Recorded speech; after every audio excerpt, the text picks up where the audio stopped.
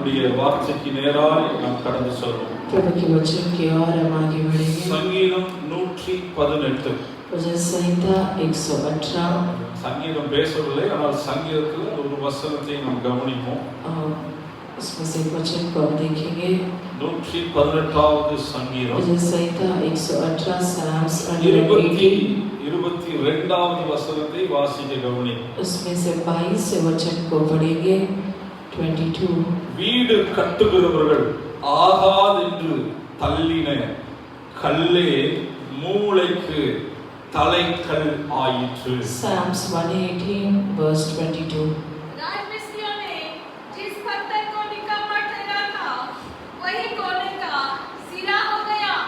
आमीन आमीन hallelujah hallelujah. இந்த காலவெளியில என்னோட பிரசங்கத்தோட தலைப்பு आज का उपदेश का शीर्षक தள்ளின கல்லே தலைக்கல்। वो जो दूर उठाया गया वो सिरा का कोना हो गया। आमीन हालेलुया हालेलुया। ஆழமான ஒரு சத்தியம், वो जो गहरी सत्य है, கிறிஸ்து இயேசுவை குறித்த ஒரு சுவிசேஷ சத்தியம்। मसीह यीशु को लेकर एक सुसमाचार की सत्य है। இன்றைக்கு ஒரு சுவிசேஷ சத்தியத்தை உபதேசமாய் நாம் அறிந்து கொள்வோம்। आज एक सुसमाचार के सत्य को हम उपदेश में से जानेंगे। சுவிசேஷம் உபதேசம், சுவிசேஷம்ன்றது இயேசு கிறிஸ்துவை அன்பை குறித்து பேசுவது। सुसमाचार मतलब यीशु के प्रेम को लेकर कहना, இயேசு கிறிஸ்து கொடுத்த ரட்சிப்பை குறித்து பேசுவது। यीशु मसीह ने दिया हुआ उद्धार को लेकर कहना। உபதேசம் என்பது उपदेश मतलब பெற்றுக்கொண்ட கிறிஸ்துவை, पाए हुए मसीह को, பெற்றுக்கொண்ட ரட்சிப்பை पाए हुए उद्धार को தொடர்ந்து பாதுகாத்து கவனமாய் நம்மை நடத்தி செல்வது உபதேசம்। लगातार उसे संभाल कर उसे आगे ले चलना है। அதனால உபதேசம் சுவிசேஷம் நல்லா தெரிந்து கொள்ளணும்। उपदेश और सुसमाचार में फर्क को जानिए। பொதுவா சபைகள்ல உபதேசம் சுவிசேஷம் மாத்திரம் இருக்கிறபடினால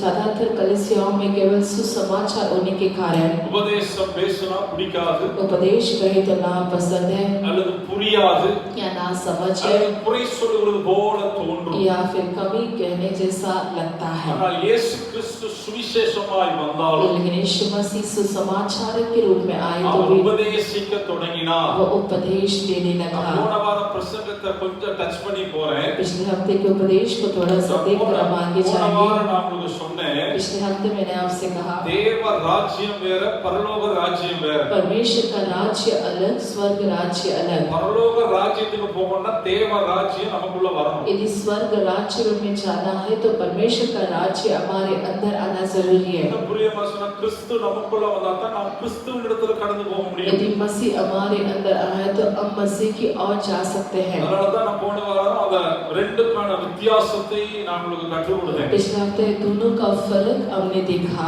தேவ ராஜ்யம் வராம பரலோக ராஜ்யம் போக முடியாது। और जो परमेश्वर के राज्य में आए बगैर स्वर्ग राज्य में जाना कठिन है। இருதயத்துல தேவ ராஜ்யம் இருக்கணும்। हमारे हृदय में परमेश्वर का राज्य होना जरूरी है। இன்றைக்கு நாம் கற்றுக்கொள்ளக்கூடிய ஒரு மிக முக்கியமான சுவிசேஷம் கலந்த ஒரு உபதேசத்தை நாம் புரிந்து கொள்ள आज जो मुख्य उपदेश जो सुसमाचार से मिली हुई है, இந்த சங்கீதத்தில் இருக்க வசனம் ரொம்ப மிக முக்கியமானது। इस अध्याय में रहने वाला वचन बड़ा महत्वपूर्ण எல்லா है। சங்கீதத்தை எழுதினவர்கள் பாடலா எழுதினாலும் हर एक वचन को लिखने वाले गीतों के समान लिखे हैं। பாடலாய் மட்டும் ஆராதனையாய் மட்டும் எழுதுவது போல நம்ம பார்த்துடக்கூடாது। केवल गीत और आराधना में हमें ना दिखे। பல நேரங்களிலே அவர்கள் தீர்க்க தரிசனத்தை உரைத்தார்கள்। अनेक बार उन्होंने भविष्यवाणी किए। தீர்க்க தரிசனமான வார்த்தைகள் சங்கீத பகுதியில் புறப்பட்டு வந்தது। भविष्यवाणी का वचन जो है वचन संहिता में से आई है। எதை தீர்க்க தரிசனமாய் சொல்லிக் கொண்டே இருப்பார்கள் என்றால் किसे वे लोग भविष्यवाणी के रूप में कहते हुए रहेंगे, மேசியா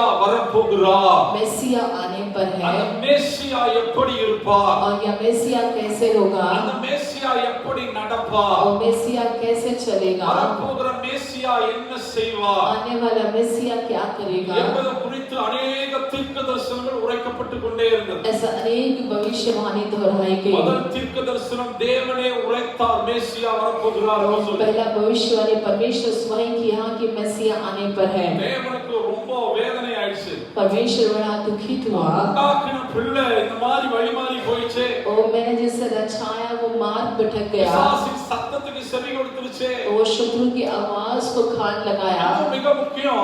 इसमें से और महत्व பிசாசின் சத்தத்துக்கு செவி கொடுத்ததை விட மிக முக்கியம் என்னன்னா और शत्रु की आवाज को कान लगाने से बढ़कर என்ன சந்திக்க பயந்துடுச்சே वो मुझसे भेंट करने के लिए डर चुका है। ஆதாமே நீ எங்கே இருக்கிறாய்? और प्रभु पूछता है आदाम तू कहाँ है? தேவரே உம்முடைய சத்தத்தை கேட்டு நான் பயந்து மரத்துக்கு பின்பாக ஒளிந்திருக்கிறேன்। ए प्रभु तेरी आवाज को सुनकर मैं डर के बाहर प्रभु इस वृक्ष के पीछे में छिप गया। ஐயோ என் பிள்ளை என்ன பார்த்து பயந்துடுச்சே। ओ मेरा बच्चा मुझे देखकर घबरा गया। பிசாசை பார்த்து என்ன பார்த்து பயப்படுது? ओ मेरा बच्चा मुझे देखकर डर गया। அதான் முதல் தீர்க்கதரிசனம்। यही पहली भविष्यवाणी 3:15 3:15 ஸ்திரீகளிலிருந்து பிறக்கிற ஒரு வித்தும் தலையை நசுக்கும்। स्त्रियों में से उत्पन्न होने वाला एक बीज तेरे सिर को कुचलेगा। சோ ஆதாம் ஏவாள் காலத்திலே மேசியாவை குறித்த தீர்க்கதரிசனம் வெளிப்பட்டது। आदम हवा के समय में मेसिया को लेकर भविष्यवाणी पूरी हुई। மோசேயின் காலத்திலே தீர்க்கதரிசனம் வெளிப்பட்டது। मूसा के समय में भविष्यवाणी पूरी हुई। ஒவ்வொரு காலகட்டத்திலும் தீர்க்கதரிசனமாக மேசியாவை குறித்து சொல்லிக் கொண்டே இருந்தார்கள்। ऐसे हर एक समय में मेसिया को लेकर वे लोग कहते हुए आए இயேசு வரப்போகிறார், यीशु आने वाला है, இயேசு கிறிஸ்து வரப்போகிறார்। यीशु मसीह आने वाला है। இந்த தீர்க்கதரிசனம் சொல்லுகிறது போல இந்த சங்கீதக்காரன் அந்த தீர்க்கதரிசனத்தை சொல்லுகிறான்। ऐसे ही ये वचन लिखने वाला भी भविष्यवाणी करता है। மேசியாவை குறித்து ஒரு வெளிப்பாட்டை தருகிறான்। मेसिया को लेकर एक प्रकटीकरण देता है। வீடு கட்டுகிறவர்கள் ஆகார் என்று தள்ளின கல்லே மூளைக்கல்லாயிற்று, மூளைக்கு தலைக்கல்லாயிற்று। वो जो जिन्होंने जो राजमिस्त्रियों ने जिस पत्थर को निकम्मा ठहराया था वही खोने का सिरा हो गया। இந்த வசன பின்னணியை கொஞ்சம் நம்ம புரிந்து கொள்வோம்। इस वचन का इतिहास को थोड़ा आप समझें। இந்த வசன பின்னணியை புரியணும்னா यदि इसको समझना है புதிய ஏற்பாட்டில சொல்லப்பட்ட இந்த வார்த்தையை ஒப்பிட்டு பார்த்தீங்கன்னா ஈஸியா और புரியும்। नया नियम में कही गई वचन को समानता में रखकर देखो तो आपको समझने में और आसान होगी। அப்போஸ்தலர் புத்தகத்துல प्रेरितों के पुस्तक में 4ஆம் அதிகாரம் 4 अध्याय வேதாகம அப்போஸ்தலர் புத்தகம் 4ஆம் அதிகாரம் आइए निकालेंगे प्रेरितों का पुस्तक 4 अध्याय 11வது வசனத்துக்கு நேராக திருப்பி கொள்ளுங்க। 11 वचन की ओर निकालें। அப்போஸ்தலர் புத்தகம் 4ஆம் அதிகாரம் 11வது வசனம்। प्रेरितों का पुस्तक 4:11 வீடு கட்டுகிறவர்களாகிய உங்களால் அற்பமாய் எண்ணப்பட்ட அவரே மூளைக்கு தலைக்கல்லானார்। यह वही पत्थर है जिसे तुम राजमिस्त्रियों ने कुचल डाला और वह कोने के सिरे का पत्थर हो गया। பிள்ளைகளா கொஞ்சம் அமைதியா இருக்கணும், सारे बच्चे शांति से बने रहे, கவனமா இருக்கணும் வசனத்துல। वचन के समय शांति से। அப்ப அப்போஸ்தலனாகிய பவுல் तब तक அப்போஸ்தலனாகிய லூக்கா இத குறித்து தெளிவா சொல்லுகிறார்। जब लूका इसे लेकर सचेत रूप में कहते हैं சங்கீத புத்தகத்துக்கும் இதுக்கு நல்ல வித்தியாசம் இருக்கு। वजह संहिता और इसमें बहुत फर्क है। இங்க ஒரு அழகா சொல்ற வீடு கட்டுகிறவராகிய, அதாவது வீடு கட்டுறீங்களே वो तो मतलब राजमिस्त्री मतलब जो घर बनाने वाले, கட்டுகிறாகிய உங்களால் அற்பமாய் எண்ணப்பட்ட वो बनाने वाले तुम जिस पत्थर को निकम्मा ठहराया था அதே மூளைக்கு தலைக்கல்லானார்। और वही कोने का सिरा बन गया। அப்ப இந்த இடத்துல வீடு கட்டுகிறவர்கள் யார்? तो यहाँ घर बनाने वाला कौन? யூத ஜனங்க, இஸ்ரவேல் ஜனங்க। वो यहूदी जो इस्राएली लोग कहा जाता है। இஸ்ரவேல் ஜனங்களால் கட்டப்படுகிறார்। இந்த வீடு கட்டுறது இஸ்ரவேல் ஜனம், யூத ஜனத்தை குறிக்கிறது। और जो घर बनाने वाले इस्राएलियों को दर्शाता है। தலைக்கல் யாரை குறிக்கிறது? वो खोने का पत्थर किसे दर्शाता है? ஆண்டவராகிய இயேசு கிறிஸ்துவை குறிக்கிறது। प्रवेश मसीह को दर्शाता है। அப்ப யூத ஜனமே वो यहूदी लोग தலைக்கல்லா இருக்கிற இயேசு கிறிஸ்துவை वो जो खोने का पत्थर है उसे यीशु मसीह के रूप में, யூதனாகிய உனக்காக கடந்து வந்த மேசியாவாகிய இயேசு கிறிஸ்துவை यहूदी तुम जो मसीहा के रूप में यीशु मसीह आपके लिए உனக்காய் பூமியில் அனுப்பப்பட்ட தேவ சத்தியம் என்கிற கிறிஸ்து இயேசுவை तुम्हारे लिए भेजा गया मसीह का सत्य मसीह यीशु के लिए நீங்க தள்ளிட்டீங்க। आपने दूर उठाया, அந்த தள்ளப்பட்ட சத்தியம் என்னும் இயேசு கிறிஸ்து தான் लेकिन दूर उठाया गया वो सत्य जो प्रभु यीशु मसीह உனக்கு அனுப்பப்பட்ட கிறிஸ்து இயேசு। आपको भेजा गया मसीह यीशु, நீ தள்ளினபடினாலே और तुमने दूर उठाया இது इसलिए எல்லாருக்கும் மூளைக்கல்லாயிற்று। वो सभी के लिए वो खोने का पत्थर बन चुका। தள்ளின கல்லே தலைக்கல்। वो निकम्मा ठहराया पत्थर जो सीने का खोना। இது இன்னும் கொஞ்சம் புரியுறதுக்காக சொல்லுகிறேன்। इसे और समझने के लिए ஏன் இஸ்ரவேல் ஜனங்க கிறிஸ்து இயேசுவை நம்பல, விசுவாசிக்கல? ஏன் இஸ்ரவேல் ஜனங்க யூத ஜனங்க இயேசு கிறிஸ்துவ மேசியான்னு நம்பல? क्यों इस्राएली लोग यीशु मसीह को मसीहा करके विश्वास नहीं किए? அதுக்கான சில ஆதாரங்களை சொல்றேன் கவனிங்க. उसके लिए कुछ चिन्ह को मैं कहता அவங்க हूं। ஸ்டில் மேசியாவுக்காக காத்திருக்கிறாங்க. वो लोग मसीहा के लिए बाहर जोने लगे। மேசியா வரப்போகிறான். मसीहा आने पर है। இப்ப வந்த இயேசு மேசியா இல்ல. अब जो आया है वो यीशु मसीहा नहीं है। அவர் மோசேயை போல ஒரு தீர்க்கதரிசி. वो मूसा के समान एक भविष्यवक्ता है। அதனால அவர் மேசியா இல்ல. तो वो मसीहा नहीं है। அவர் மேசியா வரப்போகிறார். तो वो मसीहा आने पर है। இன்றைக்கு வரைக்கும் அவங்க காத்திருக்கிறாங்க. तो आज तक वे लोग बाहर जोते रहे। இயேசு கிறிஸ்துவை அவர்கள் ஏற்றுக்கொள்ளவில்லை. वो यीशु मसीह स्वयं उन्हें ग्रहण नहीं किया। ஏன் அவங்க ஏற்றுக்கொள்ளலைனா क्यों उन्हें ग्रहण नहीं किया? யூதர்களுடைய பார்வை எப்படி இருந்துச்சுன்னா यहूदियों का दृष्टि ऐसी थी। வரப்போகிற மேசியாவை குறித்த ஒரு பெரிய வெளிப்பாட்டை அன்றைக்கு இந்த சாஸ்திரிகள் மூலமாய் சொல்லப்பட்டது. आने वाले मसीहा को लेकर उस समय रहने वाले शास्त्रियों ने जो प्रकटीकरण बताई थी, அவங்க என்ன சொன்னா யூதருக்கு ராஜாவாய் பிறப்பார். उन लोगों ने जो कहा वो यहूदियों के लिए राजा के रूप में जन्म लेगा। அவர் தாவீது வம்சத்திலே वो வருவார். दाऊद की वंशावली में आएगा। யூதருடைய எண்ணம் என்னன்னா यहूदियों का सोच क्या है? 400 வருஷத்துக்கு மேலாக ரோமர்கள் ஆட்சி பிடியில் இருக்கிறோம். वो 400 वर्ष से हम रोमियों के उस बंदी में है। ரோமர்கள் பலவித தண்டனை கொடுத்து எங்களை ஒடுக்குகிறார்கள். ये लोग अनेक तरह का दंड देकर हमें और दबाते ஆனால் हैं। எங்களுக்காய் வரப்போகிற மேசியா எப்படி இருப்பார் என்று சொன்னால் तो हमारे लिए आने वाला मसीहा कैसे होगा? அவர் ஒரு ராஜாவாய் இருப்பார். वो एक राजा के समान அவர் होगा। வல்லமையுள்ள தலைவராய் இருப்பார் பார்த்தாங்க. वो एक सामर्थी नेता होगा करके वे लोग पहले कहे। இரண்டாவது தாவீது வம்சத்துல வருகிறபடியினால दूसरा वो दाऊद की वंशावली से आने के அவர் कारण ராஜாவாக இருந்து वो राजा होकर ராஜ்யத்தை கைப்பற்றுவார். वो राज्यों को हाथों में लेंगे। அதனால்தான் ஆண்டவராகிய இயேசுக்கு முன்னாடி நான் பிரசங்கம் பண்ண குட் ஃப்ரைடே அப்போ அந்த டைம்ல தான் அந்த நாட்கள்ல நான் பிரசங்கம் பண்ணேன். गुड फ्राइडे के समय शायद आपको इसका उपदेश आपको दी गई थी। எப்படியாவது இயேசுவை ராஜாவாக்கணும்னு சொல்லி कैसे में यीशु को राजा बनाने के लिए 2 லட்சத்துக்கு மேல ஜனங்கள் எல்லாம் கூடி அவரை கல்லறையின் மேல் அமர வைத்து அவரை நேரா ரோமருக்கு நேராக கொண்டு போன ரோம பிளாத்துவுக்கு நேராக கொண்டு போக திட்டமிட்டார்கள். 2.5 लोग के ऊपर जो लोग जो है उन्हें इस गधे पर बिठाकर उन्हें वहां पिलातुस की ओर ले जाने की योजना बनाए। பின்னும் போய் கொண்டிருந்தார்கள். आगे पीछे लोग उन्हें घेरे हुए थे। இந்த கூட்டம் ஏறக்குறைய 1.5 லட்சத்துக்கு மேல இருக்கும். वो आगे जो भीड़ थी कम से कम 1.5 लाख के ऊपर। அந்த கூட்டத்துக்கு அப்புறம் சீசர்கள் இருப்பாங்க. இயேசு ஒருவர் நடந்து வருவார்கள். और उसके पीछे यीशु के पीछे ऐसा एक बड़ी झुंड थी वहां। அந்த ரோம அரண்மனை இடது பக்கம் இருக்கும். நேரா பாத்தீங்கன்னா தேவாலயம் வலது பக்கத்துல இருக்கும். वो जो बाई और जो है रोमियो का वहां कार्य होता है महल और सामने से परमेश्वर का आराधनालय। இதெல்லாம் இயேசுவ ரோம அரண்மனைக்குள்ள இவர்தான் யூதருடைய ராஜா என்று காண்பித்து விடலாம். यही रोमियो के उस महल के ले जाने सोचे कि ये ही यहूदियों का राजा है। ஆனா इयேசு அங்க போல. लेकिन यीशु वहां नहीं गया। அதனால இயேசு அவங்களுக்கு இயேசுவை பார்த்த கோபம் கொள்ளணுங்கிற அளவுக்கு இருதயம் வந்துச்சு. इसलिए यीशु को देखकर इतना क्रोध उन पर भड़क उठा कि वो यीशु को मारे। அவருடைய ஒரே நோக்கம் வரப்போகிற மேசியா ராஜா. उनका एक ही योजना था कि आने वाला मैसिया राजा है। அப்படிதான் நீ ஏமாற போறாங்க. वो क्योंकि अब वो सीखने पर है। மூன்றாம் உலக மகா யுத்தம் வந்ததுக்கு जब அப்புறம் थर्ड वर्ल्ड वॉर होगा, திரும்ப ரோம ஆட்சி வரும். जब रोम का राज्य फिर आएगी।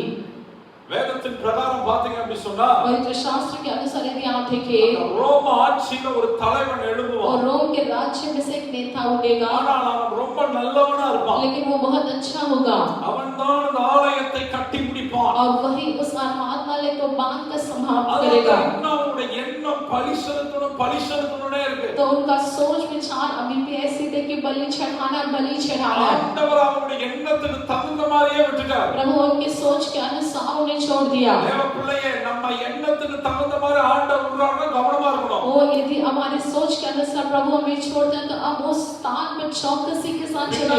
ஏதோ ஒரு பிரச்சனை வரப்போகுது. वो पीछे कोई ना कोई समस्या आने पर है। அதனால நீங்க எல்லாம் சொல்றாங்க और जैसा लोग कहते हैं பலி செலுத்துவதற்கான அந்த மாடு துன்பம் பிறந்திருக்கு. वो बलि चढ़ाने के लिए वो गाय फिर जन्मा है। அந்த குறிப்பிட்ட ஸ்தலத்துல எந்த ஒரு ஹோட்டலோ எதுவுமே கட்ட முடியாது. वो ऐसे स्थान तक हम कोई भी होटल कुछ नहीं बांध सकते। இடம் ஒரு பரிசுத்தமான ஒரு பூமி. वो स्थान एक पवित्र भूमि है। அங்க அதுக்குரிய ஆலயத்துக்குரிய எல்லாவற்றையும் ஆயத்தம் பண்ணி வச்சிட்டாங்க. तो उस भवन के आवश्यक कार्य को सब कुछ तैयार की गई। ஆலயம் கட்டப்பட போகுது. भवन बनने पर है, பயங்கர பிரச்சனை வரும். बड़ी समस्या आने पर है। இப்போ முகமதியருடைய டெம்பிள் அங்க இருக்கு. तो अभी जो मोहम्मदियों का टेंपल वहाँ है, ரெண்டு விஷயத்தினால அது உடைக்கப்படும். दो विषय से तोड़ा जाएगा। உலக மகா யுத்தத்தினால உடைக்கப்படலாம். एक जो थर्ड वर्ल्ड वॉर के निमित्त तोड़ा जाएगा। வசனம் சொல்லுது பூமி குலுங்குமா, அந்த பகுதி அசைக்கப்படும் என்று वो சொல்லப்பட்டது. वचन कहता है पृथ्वी हिलेगा करके। அப்படி பூமி இடிச்சு வந்து அது உடைக்கப்படும். वो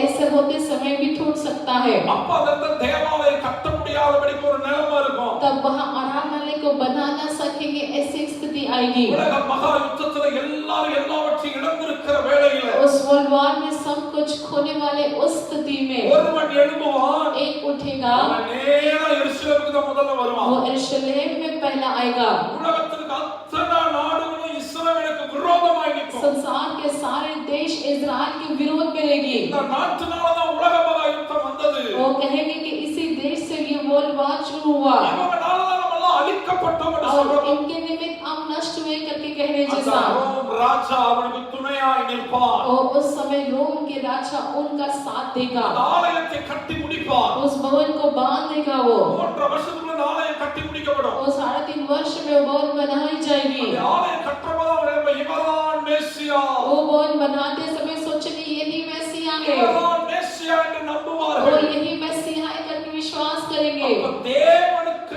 உண்டாக்கப்பட்ட அந்த ஸ்தானத்துல वो परमेश्वर के लिए बनाई गई उस स्थान में இவன் வந்து உட்கார்ந்து वो जो वहाँ पे தன்னை தேவனை போல காண்பிப்பான். वो जो लोग वहाँ पे परमेश्वर के समान अपने आप को दिखाएंगे முத்திரையை கொண்டு வருவான். और वो एक छाप को लाएगा। அப்பதான் அந்த ஜனங்களுக்கு அறிவு வரும். तब लोगों को ये समझ आएगी ஏற்கனவே மேசியா வந்து விட்டார். वो जो ऐसे मनुष्य आ चुका है, அவரை நாம் தள்ளி விட்டோம். वो उसको हमने दूर हटाया था। அவர்தான் புறஜாதிகளுக்கு மேசியாவா இருக்கிறார். वो वही जो अन्य जातियों के लिए मैसिया है, அப்படின்னா அவரே முழு உலகத்துக்கு தலைக்கல்லா இருக்கிறார். वो वही जो पूरे संसार का खोने का पत्थर है। இயேசுவை நோக்கி திரும்புவார்களா? यीशु की और वे लोग फिरेंगे। இதெல்லாம் நடக்க போகிற காரியங்கள். ये सब होने वाले संभव है। சரி, இப்போ நம்ம கவனிக்க வேண்டிய காரியம் என்னன்னா, अब हम गौर करने वाला कार्य ஏன் है, இவங்க இயேசுவை தள்ளினாங்க? क्यों यीशु को उन्होंने दूर उठाया। அதனால இயேசு ஒரு ராஜாவா வருவார். वो यीशु राजा के समान आएगा, ரோமர்களுக்கு விரோதமா யுத்தம் செய்வார். रोमियों के विरोध में युद्ध करेगा, இஸ்ரவேல் தேசத்தை காப்பார். इजरायली देश को संभालेगा। ராஜாவா எழும்பி, राजा के समान உலக उठकर, தலைவரா எழும்பி, वो संसार के नेता के समान எப்படி उठकर, ரோமா புரியில் இருக்கிறவர்கள் முழு உலகத்தை ஆளுகை செய்தார்களோ, जैसे रोम में रहने वाले पूरे संसार में जैसे राज्य किए, அப்படி இவர் முழு உலகத்தை ஆளுகை செய்வார்னு நினைச்சாங்க. ऐसे ये पूरे संसार में राज्य करेंगे उन्होंने सोचा। ஆனா இயேசு எப்படி தெரியுங்களா வந்தாரு? लेकिन यीशु कैसा आया? இவங்க நினைக்கிற மாதிரி வரல. जैसा इन्होंने सोचा वैसे वो नहीं आया। தாழ்மையின் ரூபம் எடுத்து வந்தார். वो नम्रता का रूप लेकर आया। ஊழியத்தை தனக்கு கொள்ளாம ஊழியத்தை செய்தார். वो कुछ अपने लिए ना लेते हुए वो सेवकाई में थे, प्रभु அவர் के சொன்னது, लिए। மனம் திரும்புங்கள், பரலோக ராஜ்யம் சமீபமாய் वो இருக்கிறது. एक ही कहता है कि मन फिराओ, स्वर्ग का राज्य निकट है। அவர் பாவத்தை சுட்டி காண்பித்தார். वो पाप को वहाँ पे दिखाने लगा, பாவத்தையும் பரிசுத்தத்தையும் வேறுபடுத்தி पाप காண்பித்தார். और पवित्रता को अलग करके दिखाई उन्होंने। அதனால யூதர்களுக்கு கோபம் வந்துருச்சு. इसलिए यहूदियों में वहाँ क्रोध आया। அதுவரைக்கும் யூதர்கள் செய்வதெல்லாம் சரியா இருக்குது போல தெரிந்தது. और तब तक यहूदियों को लगा वे जो कुछ करते रहे वे सही है। இயேசு வந்த பிறகு, यीशु आने के बाद, இயேசுவோட ஊழியத்தை 3 வருஷம் பார்க்கிறப்போ, वो यीशु के सेवकाई में 3.5 वर्ष जो हम देखते हैं, யூதரோட இருதயத்துல வந்த ஒரு காரியம் என்ன वो தெரியுமா? यहूदियों के हृदय में आई हुई कार्य இந்த है। இயேசு எங்களுக்கு வேண்டாம். ओ ये यीशु हमें नहीं चाहिए, இந்த கல் எங்களுக்கு வேண்டாம். ये पत्थर हमें नहीं இது चाहिए। வேற மாதிரி சொன்னா, इसे दूसरे तरह में இந்த कहना चाहे, சத்திய வார்த்தை எங்களுக்கு வேண்டாம். ये सत्य वचन हमें नहीं चाहिए, இந்த தேவ வார்த்தை எங்களுக்கு ये வேண்டாம். परमेश्वर का वचन हमें नहीं चाहिए। இந்த வார்த்தை எங்களுக்கு முன்பாக இருக்க வேண்டாம். ओ अब ये वचन हमारे सामने ना दे இதை रहे, தள்ளி விடுகிறோம் என்று சொல்லி तो हम दूर हटा देंगे कहकर அவர்கள் தவறாய் புரிந்து கொண்டபடியினால் उन्हें गलत समझने के कारण வாக்குத்தத்தத்தை புரிந்து கொள்ளவில்லை. प्रतिज्ञा को ना समझ पाए। அன்பான தேவ பிள்ளையே, मेरे प्रिय लोगों, உங்க வாழ்க்கையில கர்த்தர் கொடுத்த வாக்குத்தத்தத்தை சரியாய் புரிந்து கொள்ளணும். ओ तुम्हारे जीवन प्रभु ने दी प्रतिज्ञा को सही से धरे रहे। வாக்குத்தத்தம் நிறைவேறவில்லையே, ओ प्रतिज्ञा पूरी नहीं हुई, எல்லா வாக்குத்தத்தத்தையும் ஆண்டவர் நிறைவேற்றுவார். நிறைவேற்றுவார். हर एक प्रतिज्ञा पूरा करता है, ஆனா வாக்குத்தத்தத்தை புரிந்து கொள்ளணும். लेकिन उस प्रतिज्ञा को हम समझना है। பாருங்க, ஒரு பேங்க்லயே ஒருத்தர் லோன் கொடுக்கறானா அதுக்கு ஒரு டர்ம்ஸ் ஆஃப் கண்டிஷன் இருக்கு. यदि बैंक में कोई लोन देता है तो उसका भी कुछ नियम होता है, ஆனா அது நமக்கு புரியவே புரியாது. वो हमें कई बार ना समझ होता है। நானும் சில நேரம் போய் உட்கார்ந்து வாசிக்கவே முடியாது. कई बार उसे पढ़ने को देखेंगे ना समझ होता है, ஏன்னா அத சின்ன லெட்டர்ல கொடுத்திருப்பான். क्योंकि छोटे-छोटे अक्षर में लिखी भी அப்ப होती है। என்ன பண்ணுவோம், போனா வெச்சமா நகைய வெச்சமா பணம் கிடைச்சா சைல போடுவா அவ்வளவுதான். लेकिन हम क्या करेंगे, जाओ सोलर को सही डालो, लेकर धन लेकर आ जाए। டர்ம்ஸ் ஆஃப் கண்டிஷன் சின்னதா தான் இருக்கும். वो लेकिन वो टर्म्स एंड कंडीशन छोटी होगी, அதுல நிறைய விஷயம் இருக்கும். उसमें बहुत सारी बातें होगी। ஒரு मुறை நகைய வெச்சிருந்தப்போ वहाँ जब सोलर रखी गई நான் थी, எப்பொழுதும் செக் பண்ணிக்கிட்டே இருப்பேன். मैं हमेशा पढ़ता हूँ, இந்த மாசம் எவ்வளவு வந்துச்சு, அடுத்த மாசம் எவ்வளவு வந்துச்சு. वो इस महीने में कितना आया, अगली माह कितना आया। எனக்கு அந்த ஒரு பழக்கம் ரொம்ப உண்டு. वो एक आदत मुझे है, கொஞ்சம் ஏறினாலும் அங்க போய் சண்டை போடுவேன். थोड़ा सा बढ़ भी जाए तो मैं जाकर पूछता இந்த हूँ, மாசம் இப்ப எடுத்த, இந்த மாசம் ஏன் இவ்வளவு எடுத்த. इस बार इतना आया था, इस बार इतना क्यों। அப்ப ஒரே ஒரு நாள் அந்த தனலட்சுமி பேங்க்ல ஒரு தமிழ் ஆள் வந்திருந்தான். वो एक बार उस बैंक में तमिल व्यक्ति था, அப்ப அவன்கிட்ட போய் கேக்குறப்ப அவன் என்ன ஒரு கேள்வி கேட்டாரு. वो मुझे एक सवाल किया, சார், நீங்க டர்ம்ஸ் ஆஃப் கண்டிஷன் எல்லாம் படிக்கிறீங்களா? आप टर्म्स एंड कंडीशन पढ़े थे क्या। அவன்கிட்ட சொன்ன, நீ தூண்ல எழுதுனா எப்படி நான் படிக்கிறது? तो बिंदु से लेके तो मुझे कैसा समझ में आएगा। அதுல ஒன்னு எழுதியிருக்காங்க, उस पर उन्होंने लिखा है, சூழ்நிலைக்கு தகுந்த மாதிரி வட்டி விகிதம் மாறும். वो परिस्थिति के अनुसार ब्याज का कीमत बढ़ेगा। பேங்கோட அத்தாரிட்டி वो बैंक का अथॉरिटी है, உலகத்துல டர்ம்ஸ் ஆஃப் கண்டிஷன் எல்லாம் சின்னதா தான் தந்திருப்பான். वो संसार में टर्म्स एंड कंडीशन छोटी होती है, அதை புரிந்து கொள்ள முடியாது. उसे हम ना समझ लेते ஆனா हैं, பைபிள் அப்படி கிடையாது. लेकिन वचन ऐसा नहीं है। உனக்கு கொடுத்த எல்லா வாக்குத்தத்தத்துக்கும் ஒரு கண்டிஷன் இருக்கு. वो आपको दी गई हर एक प्रतिज्ञा के लिए एक नियम दी गई है। கோபமான ஒரு ஆண்டவன் அப்படி கிடையாது. वो वैसा उतना क्रोधित परमेश्वर है क्या, तो नहीं। வாக்குத்தத்தத்தின் மூலமா கர்த்தரால நீ ஆசீர்வதிக்கப்படணும்னா, प्रभु से यदि आप आशीषित होना है, நான் சொல்றேன், எப்படி வேணாலும் ஆசீர்வதிக்கப்படலாம். मैं कहता हूँ कैसे भी आप आशीषित हो सकते हैं। ஒரு மனுஷ காலை பிடிச்சு ஆசீர்வதிக்கப்படலாம். एक मनुष्य का पाँव पकड़कर आशीष पा सकता है, ஒரு மனுஷனுக்கு ஐஸ் போட்டு ஆசீர்வதிக்கப்படலாம். एक मनुष्य को अच्छा मस्का मारे तो हमें आशीष मिलेगा, ஏமாற்றி ஆசீர்வதிக்கப்படலாம். धोखा देकर हम आशीष को ले सकते हैं, பொய் சொல்லி ஆசீர்வதிக்கப்படலாம். झूठ बोलकर आशीष ले सकते हैं, எப்படி வேணாலும் ஆசீர்வதிக்கப்படலாம். कैसे भी हम आशीष को पा सकते हैं। கர்த்தரால ஆசீர்வதிக்கப்படணுமா, लेकिन प्रभु से आशीष पाना है, அது ஒரு டர்ம்ஸ் ஆஃப் கண்டிஷன் இருக்கு. उसके लिए कुछ नियम है। ஒரு வசனத்தை ஞாபகப்படுத்துற பாருங்க, एक वचन को स्मरण दिलाता हूँ, ஒரு நன்மையும் குறைவுபடாது. कोई कमी घटी ना होगी। நமக்கு ஒரு வாக்குத்தத்தம் வருதுன்னு வைங்களேன், सोचो ऐसी एक प्रतिज्ञा हमारी हो जाती है, நம்ம ஒரு நன்மையும் குறைவுபடாது குறைவு வந்துகிட்டு தான் और இருக்கும். कोई भी कमी घटी ना होगी हम कहते रहे तो कमी घटी आएगी। இந்த வசனம் ஃபுல்லா என்ன சொல்லுது? वो वचन पूरा क्या कहता है, கர்த்தரை தேடுகிறவர்களுக்கு தான் ஒரு நன்மையும் जो குறைவுபடாது. यहोवा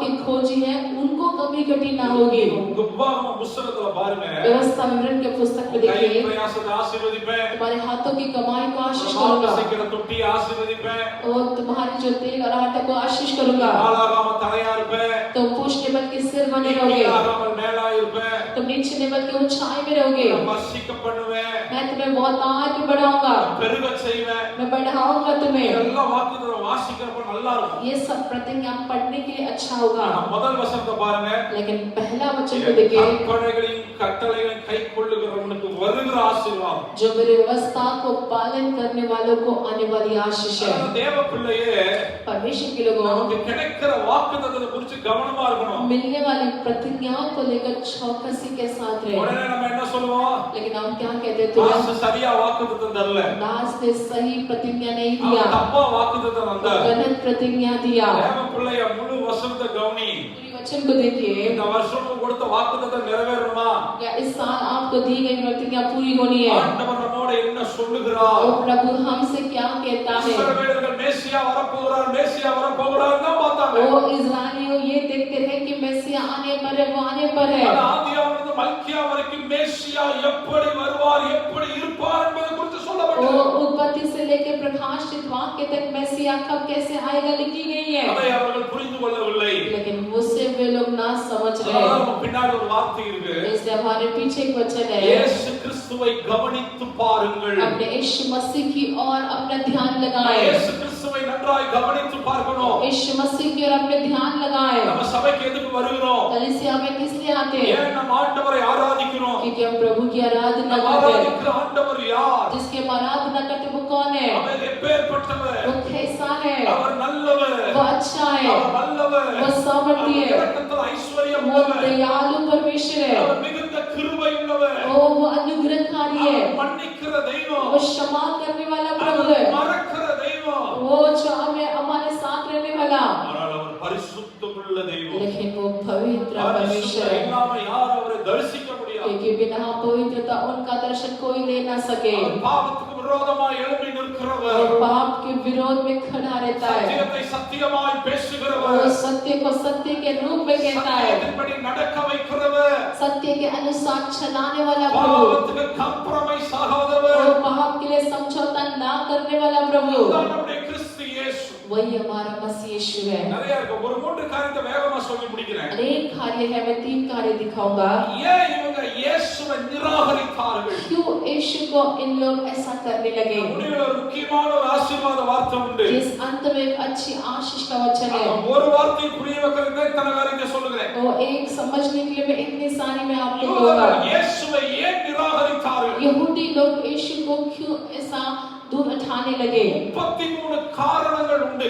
33 कारण है, 33 சொல்ல நேரம் இல்ல. 33 कहने को समय नहीं, மூன்று காரியங்களை வேகமாய் சொல்லுகிறேன். 3 कार्य को हम देखेंगे। ஏன் அவரை நிராகரித்தார்கள்? क्यों उन्हें ऐसा करने लगे? ஒருவேளை நம்ம அறியாம சத்தியத்தை நிராகரிக்கிறோம் அப்படினா இயேசுவை நிராகரிக்கிறோம். ओ ये क्या हम भी सत्य को ऐसे दूर उठाते तो मतलब हम यीशु को भी दूर उठाते हैं। ஒவ்வொரு வசனமும் கர்த்தர் நமக்கு அனுப்புகிற வார்த்தை. हर एक वचन प्रभु हमारे लिए भेजने वाला वचन है। இயேசுவை நிராகரித்து விடக் கூடாது. हम यीशु को हम तुच्छ ना जाने, நாம் இயேசுவுடைய வார்த்தைகளை நிராகரிக்கிறோம். यीशु के वचन को जब तुच्छ जानते हैं, ஏன் என் வாழ்க்கையில தாமதம்? क्यों मेरे जीवन में देरी है? ஆண்டவர் முன்னாடியே நம்மோட பேசி இருப்பார். प्रभु पहले से हमसे भेंट किया சில होगा, காரியங்களை உணர்த்தி இருப்பார். कुछ कार्य को हमसे कहा होगा, சில காரியங்களை புரிய வைத்திருப்பார். कुछ कार्य को हमें समझाया होगा। நான் சொல்றது எத்தனை பேருக்கு புரியுது? कितने लोग को समझ आ रहे हैं? ஆகவே இந்த காலவரையில் இந்த சத்தியத்தை அறிந்து கொள்வோம். इस बात का समय सत्य को हम जाने, மூன்று காரியங்களை வேகமாய் காண்பிக்கிறேன். 3 कार्य को हम देखेंगे। ஏன் மூளைக்கல்லாய் பிரதானமானவராய் யூதர்களுக்கு மேசியாவாய் இந்த இயேசுவை ஏன் புறக்கணித்தார்? और 3 कार्य क्यों ये लोग मसीहा को तुच्छ जानने लगे? நம்பர் 1 யோவான் எழுதின சுவிசேஷம் पहला यूहन्ना का सुसमाचार 18வது அதிகாரம் 18वां अध्याय 39வது வசனம் 40வது வசனத்தை நம்ம கவனிப்போம். 18 का 39 और 40 को देखें। யோவான் எழுதின சுவிசேஷம் 18ஆம் அதிகாரம் 30 39 40. यूहन्ना का सुसमाचार 18वां अध्याय का आखिरी 2 वचन। तब उन्होंने फिर चिल्लाकर कहा, इसे नहीं, परंतु हमारे लिए बरअब्बा को छोड़ दे। और बरअब्बा डाकू था। 39 40 இந்த வசனம். और तुम्हारी यह रीति है कि मैं फंसा के तुम्हारे लिए एक व्यक्ति को छोड़ दूं। अतः क्या तुम चाहते हो कि मैं तुम्हारे लिए यहूदियों के राजा को छोड़ दूं? तब उन्होंने फिर चिल्लाकर कहा, इसे नहीं, परंतु हमारे लिए बरअब्बा को छोड़ दे। और बरअब्बा डाकू था। நல்லா கவனிங்க.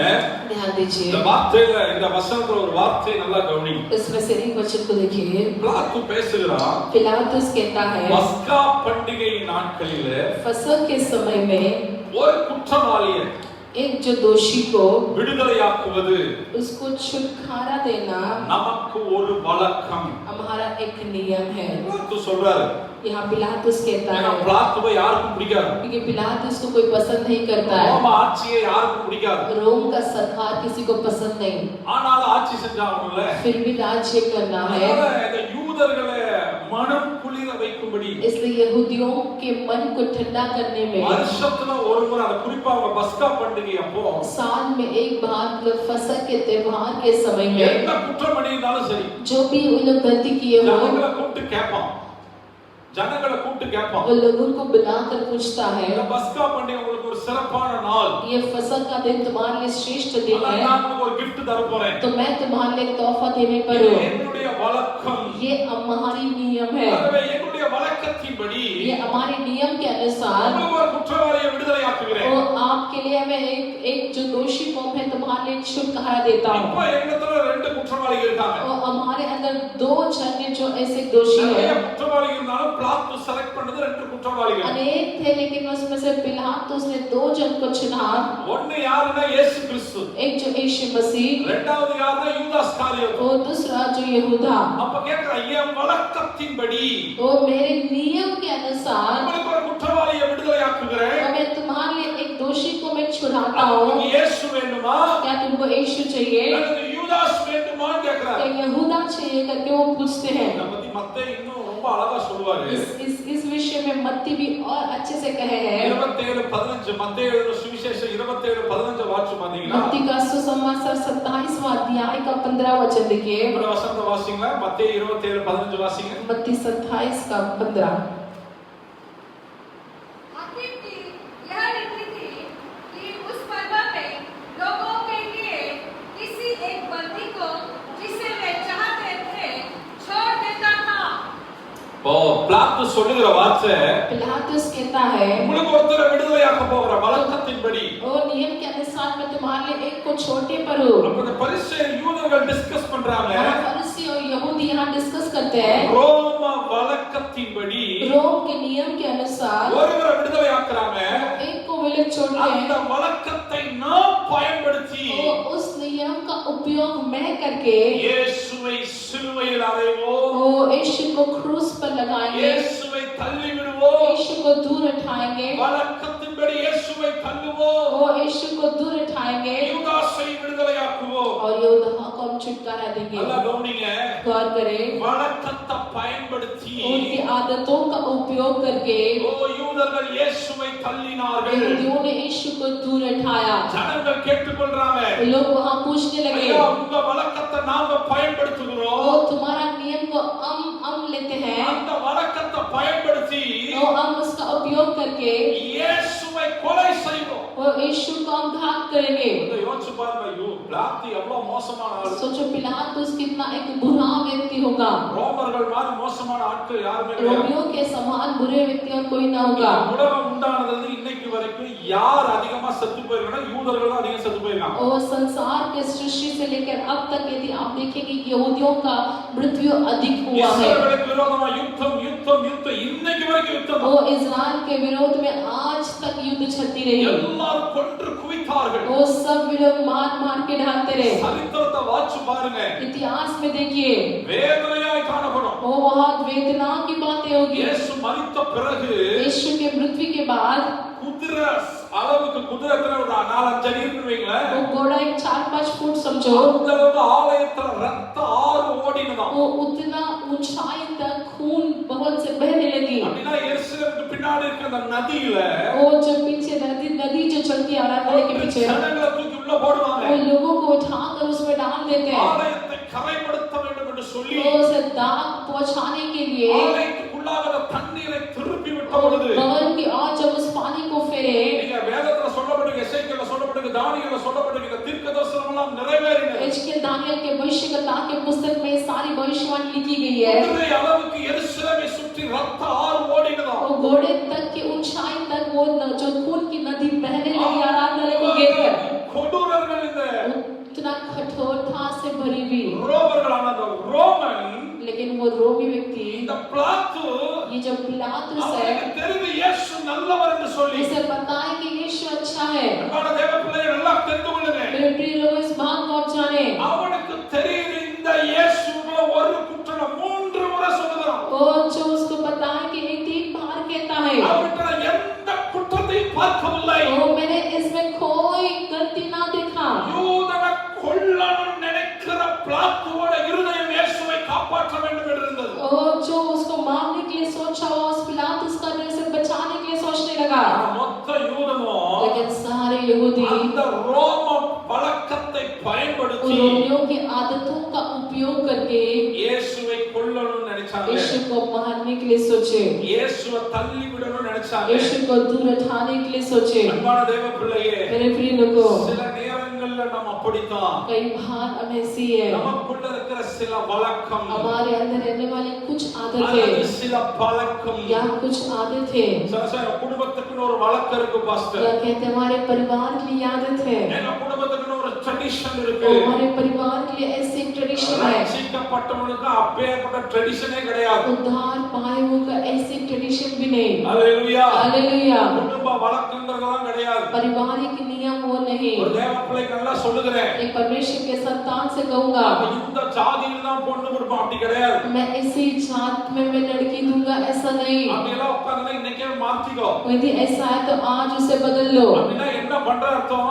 और उसका अर्थ क्या है? இந்த வழக்கத்தை பயன்படுத்தி वो उस आदतों का उपयोग करके, நீ உலகத்தை எடுத்துக்கிற மனுஷனை எடுத்துக்கிற और तुम जो संसार को लेते हो, இயேசுவை தள்ளி விடுகிறாய் लेकिन यीशु को तुम दूर हटाते हो। அந்த வழக்கத்தை பயன்படுத்தி वो अपनी आदतों का उपयोग करके, இந்த ஜாதி தான் முக்கியம் ओ मुझे यही जात जरूरी है, இந்த சடலாச்சாரம் தான் முக்கியம் मुझे ये नियम जरूरी है। அதெல்லாம் கிறிஸ்துவுக்குள்ள வந்ததுக்கு அப்புறம் அப்படி கிடையவே और கிடையாது मसीह में आने के बाद वो सब नहीं है। சர்வாங்க தகனபலி சந்து சந்தாவ துண்டிக்க கடவுது और जो ऐसी एक होम बलि वहां पे टुकड़े टुकड़े में दिखाई देता है। புஸ்தகம் 1 6 வசந்த வாச்சு பாருங்க சர்வாங்க தகனபலி என்பது நான் और जो लेवी व्यवस्था का 1:6 कहता है कि वो बलि आप स्वयं खुद है। இந்த சரீர சந்து சந்தாய் துண்டிக்கப்படணும் ये शरीर टुकड़े टुकड़े में किया जाएगा। கேப் இருக்கிற உலக வழக்கங்களா நமக்குள்ள இருக்க கூடாது वो मतलब संसार की आदतें हमारे अंदर ना हो। உலக வழக்கத்தின் பிரகாரம் நம்ம வாழ்வோம்னு சொன்னா संसार की आदतों के अनुसार यदि हम जिए, இயேசுவை தள்ளி விடுவாய் சத்தியத்தை தள்ளி விடுவாய் यीशु को दूर हटाएंगे, सत्य को दूर हटा देंगे। இப்படிதான் அவங்க இயேசுவை தள்ளினார்கள் ऐसे ही वे लोगों ने यीशु को दूर हटाया। அதனால சில உலக வழக்கத்தை நம் கையில எடுத்துக்கொள்ளுவோம் और संसार के नियमों को हम हाथों में लेते हैं कई बार। உலக வழக்கத்தினால வருகிற எந்த ஆசீர்வாதம் நமக்கு தேவையில்லை और संसारिक आदतों से आने वाली कोई भी आशीष हमें नहीं चाहिए। சில பேர் அப்படிதான்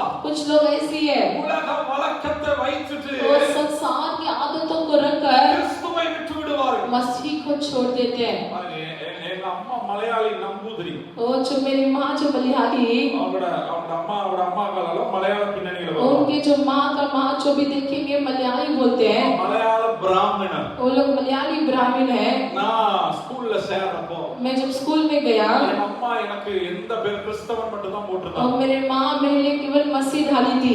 பட் எங்க அம்மாவோட ஃப்ரெண்ட் ஒருத்தங்க இருந்தாங்க लेकिन मेरी माँ का एक दोस्त है, அவங்க வந்து ஒரு காரியத்தை சொன்னாங்க उन्होंने एक कार्य कहा, அவங்க பெண் பிள்ளைகளுக்கு தான் இந்த ஜாதிய போடல ओ तुम बेटियों को तो जात नहीं डाला, இவனுக்கு நம்பூதிரின்னு போடு वो इसको तुम ऐसा डालो करके। ஏன்னா நிறைய ஸ்கீம் இருக்கு ये उसमें बहुत स्कीम होता है। பிராமணர்கள் கட்டாயம் உங்களுக்கு ஒரு கவர்மெண்ட் ஜாப் கிடைக்கும் उसको दृश्य सरकारी काम मिलेगा। நீ ரொம்ப கஷ்டம் இயேசுவை புடிச்சிட்டு நீ ரொம்ப கஷ்டப்படுற तो यीशु को पकड़कर तू बहुत कष्ट उठाती है। அதனால இந்த ஜாதி அட்லீஸ்ட் உன் பையனுக்காவது போட்டுரு और ये जो जात तुम्हारे बेटे के लिए तो डाल दो। ஏன் தாழ்ந்த ஜாதி பேர்ற நீ தான் அந்த ஜாதியில இருந்து வந்தவனாச்சே और तुम नीचे जात में क्यों जा रहे? तुम तो पीछे तुम्हारा वही जात है। ஏன்னா அங்கதான் எழுதுவாங்க எழுதிட்டா அவ்வளவுதான் ஸ்கூல்ல எழுதிட்டா அந்த ஜாதி தான் एक बार स्कूल में लिख दिया तो लिख दिया है। அப்ப எங்களுக்கு ஜாதி சர்டிபிகேட் அங்க எழுத வச்சு தான் ஜாதி சர்டிபிகேட் और वहाँ पे जो लिखा उसके अनुसार जात का सर्टिफिकेट हमें मिलता है। சொல்லி நம்பூதிரின்னு எழுது और तुम उसमें लिख दो अपने जात के बारे में। எழுதுனா கண்டிப்பா கவர்மெண்ட் ஜாப் கிடைக்கும் तुम लिखेगा तो निश्चित तुम्हें सरकार का काम मिलेगा। நிறைய நல்ல ஸ்கீம் இருக்கு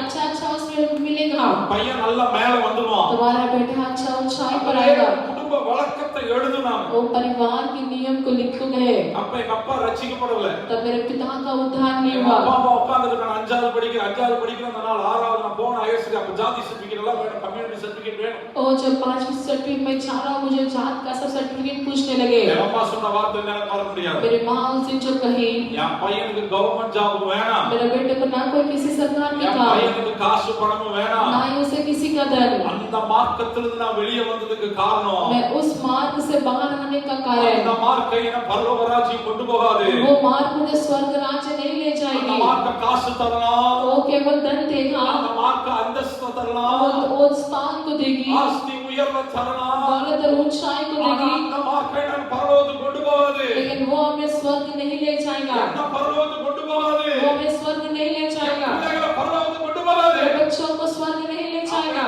காசு வேண்டாம் பேர்பட்ட ஒரு உயர்வு வேண்டாம் ऐसे कोई खान भी नहीं ऊंचाई भी नहीं வாழ்ந்தா இயேசுவுக்கு செத்தா இயேசுவுக்கு और मरेंगे तो यीशु के लिए जिएंगे तो यीशु के இந்த लिए பூமியில பிச்சைக்காரனா தான் இயேசு வாழ வைப்பார் என்ற வாழ்க்கையில இருந்தா यदि इस संसार में प्रभु में भिखारी के समान ही यदि रखा है அந்த லாசரு போல பிச்சைக்காரனாவே வாழ்ந்து பரலோகத்துக்கு போய்டும் तो उस लाजरस के समान भिखारी ही बनकर इस पृथ्वी में जीकर जाएंगे இயேசுவை தள்ள மாட்டோம் ओ लेकिन यीशु को ऐसा नहीं நான் யோசிச்சு பார்க்கிறேன் அன்னைக்கு மட்டும் அதை போட்டுருந்தாங்கன்னா और यदि उस दिन वो अपने जात को डालती இன்னைக்கு உங்க மத்தியில நான் பிரசங்கம் பண்ணிட்டு இருக்க மாட்டேன் मैं आपके सामने शायद उपदेश नहीं दे पाता என் வாழ்க்கையே வித்தியாசமா இருந்திருக்கும் शायद मेरा जीवन अलग होता அன்பான தேவ பிள்ளையே मेरे प्रिय लोगों யூதர்கள் இயேசுவை வழக்கத்தினால தள்ளினார்கள் और यहूदियों यीशु को अपने आदतों से दूर हटाए உங்களுக்கு अनेक வழக்கம் இருக்கலாம் आपका भी अनेक आदत होगा அதெல்லாம் தள்ளுங்க वो सबको दूर हटाए காலையில எந்திரிக்கிறியா भोर को उठते हैं क्या பெட் காஃபி குடிச்சா தான் தெரியும் இல்ல பைபிள் வாசிக்கணும் நீ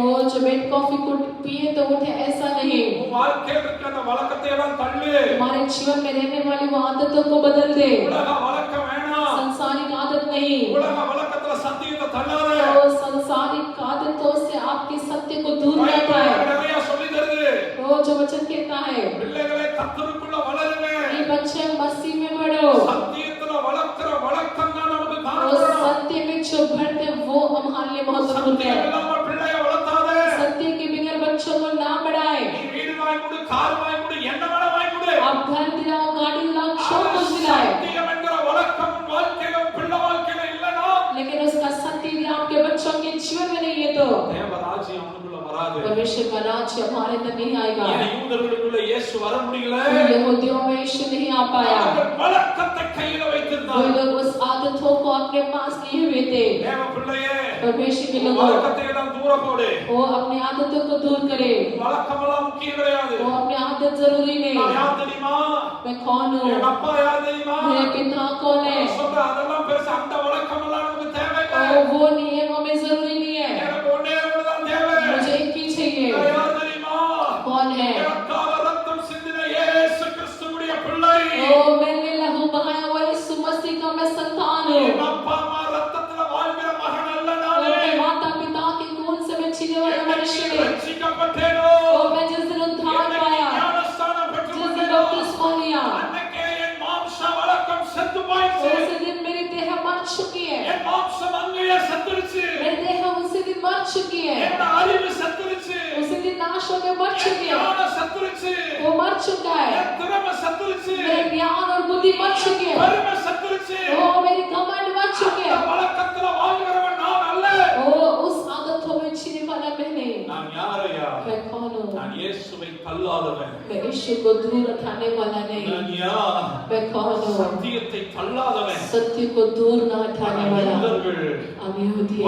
வழக்கத்தின்படி आदतों के अनुसार இயேசுவை தள்ளினார் यीशु को दूर हटाए எல்லா வழக்கமும் மாறணும் सारी आदतें बदले எல்லா பழக்கமும் மாறணும் सारी आदतें बदले ஏசப்பா சீக்கிரம் வரப்போகிறார் यीशु जल्द आने वाला है பரலோகம் நம்மளை தள்ளி वो விடக்கூடாது स्वर्ग हमें दूर न हटाए ஹalleluya हालेलुया ரொம்ப நாளா ஞானஸ்நானம் கொடுக்கல बहुत दिनों से बपतिस्मा नहीं दिया ரொம்ப நாளா ஞானஸ்நானம் கொடுக்கவும் மனசு வரல யாரும் சொல்லி சாக்கு போக்கு சொல்லிட்டே இருக்கேன் और बहुत दिनों से बपतिस्मा देने का भी मन नहीं है இப்பலாம் ரொம்ப வேதனைப்படுகிறேன் आजकल मैं बहुत वेदना लेता हूँ ஞானஸ்நானம் குறிச்ச அறிவே இல்லாம ஞானஸ்நானம் बिना बपतिस्मा का ज्ञान बपतिस्मा कैसे दूं मैं இன்னைக்கு ஞானஸ்நானம் எடுத்துக்கிட்டு பிரயோஜனம் இல்லாம இருக்குது आज न बपतिस्मा लेकर भी उपयोग का नहीं है கல்யாணத்துக்காக ஞானஸ்நானத்தை கொடுத்துட்டோம் बपतिस्मा का शादी के लिए बपतिस्मा दिए உலக காரியத்துக்கு சில விஷயங்களுக்காக ஞானஸ்நானத்தை கொடுத்துட்டோம் संसारिक कार्य के लिए हमने बपतिस्मा उन लोग कुछ हमने दे दिया பாஸ்டர் செத்து போயிடுறாங்க ஞானஸ்நானம் கொடுத்துட்டேன் ओ वो अंत में मर जाएगा नहीं तो बपतिस्मा दे देंगे दिया பல விஷயத்துக்காக அதுக்குள்ள ஒரு மாற்றமும் கிடையாது ऐसा अनेक कारण के लिए हमने बपतिस्मा दिया लेकिन उन लोगों में कुछ बदलाव அந்த नहीं வழக்கம் உலக பாவ வழக்கம் இருக்கு तो उसके अंदर अभी भी संसारिक पाप और संसारिक आदतें अंदर है மனசோட குற்றவாளியா இருக்கிறனே ओ मैं दोषी हूँ அதனால சமீபத்துல ஞானஸ்நானம் கொடுக்கவே இல்ல तो बीच में बहुत दिन हो गए मैंने दिया नहीं अभी ஏன்னா तक அந்த வழக்கம் மாறல क्योंकि वो आदतें नहीं बदली சொன்ன சுள்ளுன்னு கோவம் வந்துருது यदि हम कहें तो गुस्सा तेज आता है ஞானஸ்நானம் அர்த்தம் உனக்கு தெரியும் ओ कब तुम्हें उस बपतिस्मा का अर्थ समझ में आएगा ஞானஸ்நானம் எடுக்க முடியும் ஆவியினால ஜலத்தினால பராவட்டான தேவராஜ்யத்தை பார்க்க முடியாது ओ आत्मा जल से तुम बपतिस्मा ना लिए तो तुम स्वर्ग राज्य में ना जा पाओगे। ஒரு பக்கம் அந்த வசனம் நம்மள குத்துது. वो वचन हमें चुभाता है। இவங்க ஞானஸ்நானம் கொடுக்கணுமே. वो इनको बपतिस्मा देना है। ஒரு பக்கம் சொல்லுது. एक तरफ मन कहता है வழக்கம் மாறலையே. आदतें नहीं बदली। அந்த சில சுபாவம் மாறலையே. कुछ स्वभाव नहीं बदली। ஓய் முக்கியமே. वो हम जाकर दुबा देते हैं। தெரியாம செத்து போயிடுச்சுனா என்ன பண்றது?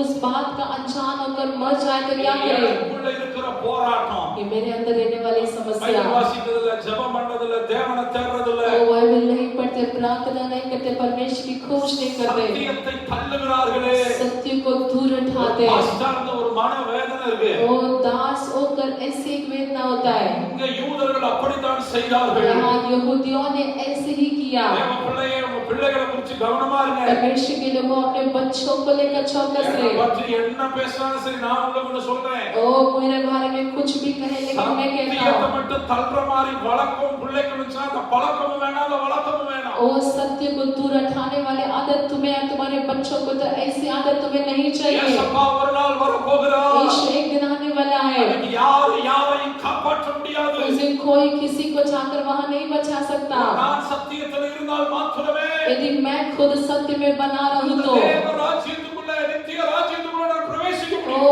उस अनंत राज्य में, स्वर्ग राज्य में प्रवेश कर पाऊंगा। இரண்டாவது ஏன் தள்ளினார்கள்? क्यों दूर उठाए? दूसरा எந்த பாயிண்ட் சொல்றோம்? சரி, யோவான் 19:7 வாசிங்க. यूहन्ना का सुसमाचार 19वां अध्याय का 7वां वचन। யோவான் 19:7 यूहन्ना का सुसमाचार 19 का 7 पढ़िए। उन्होंने उससे कहा, வாசிங்க வாசிங்க. 19 का 7। हम्म।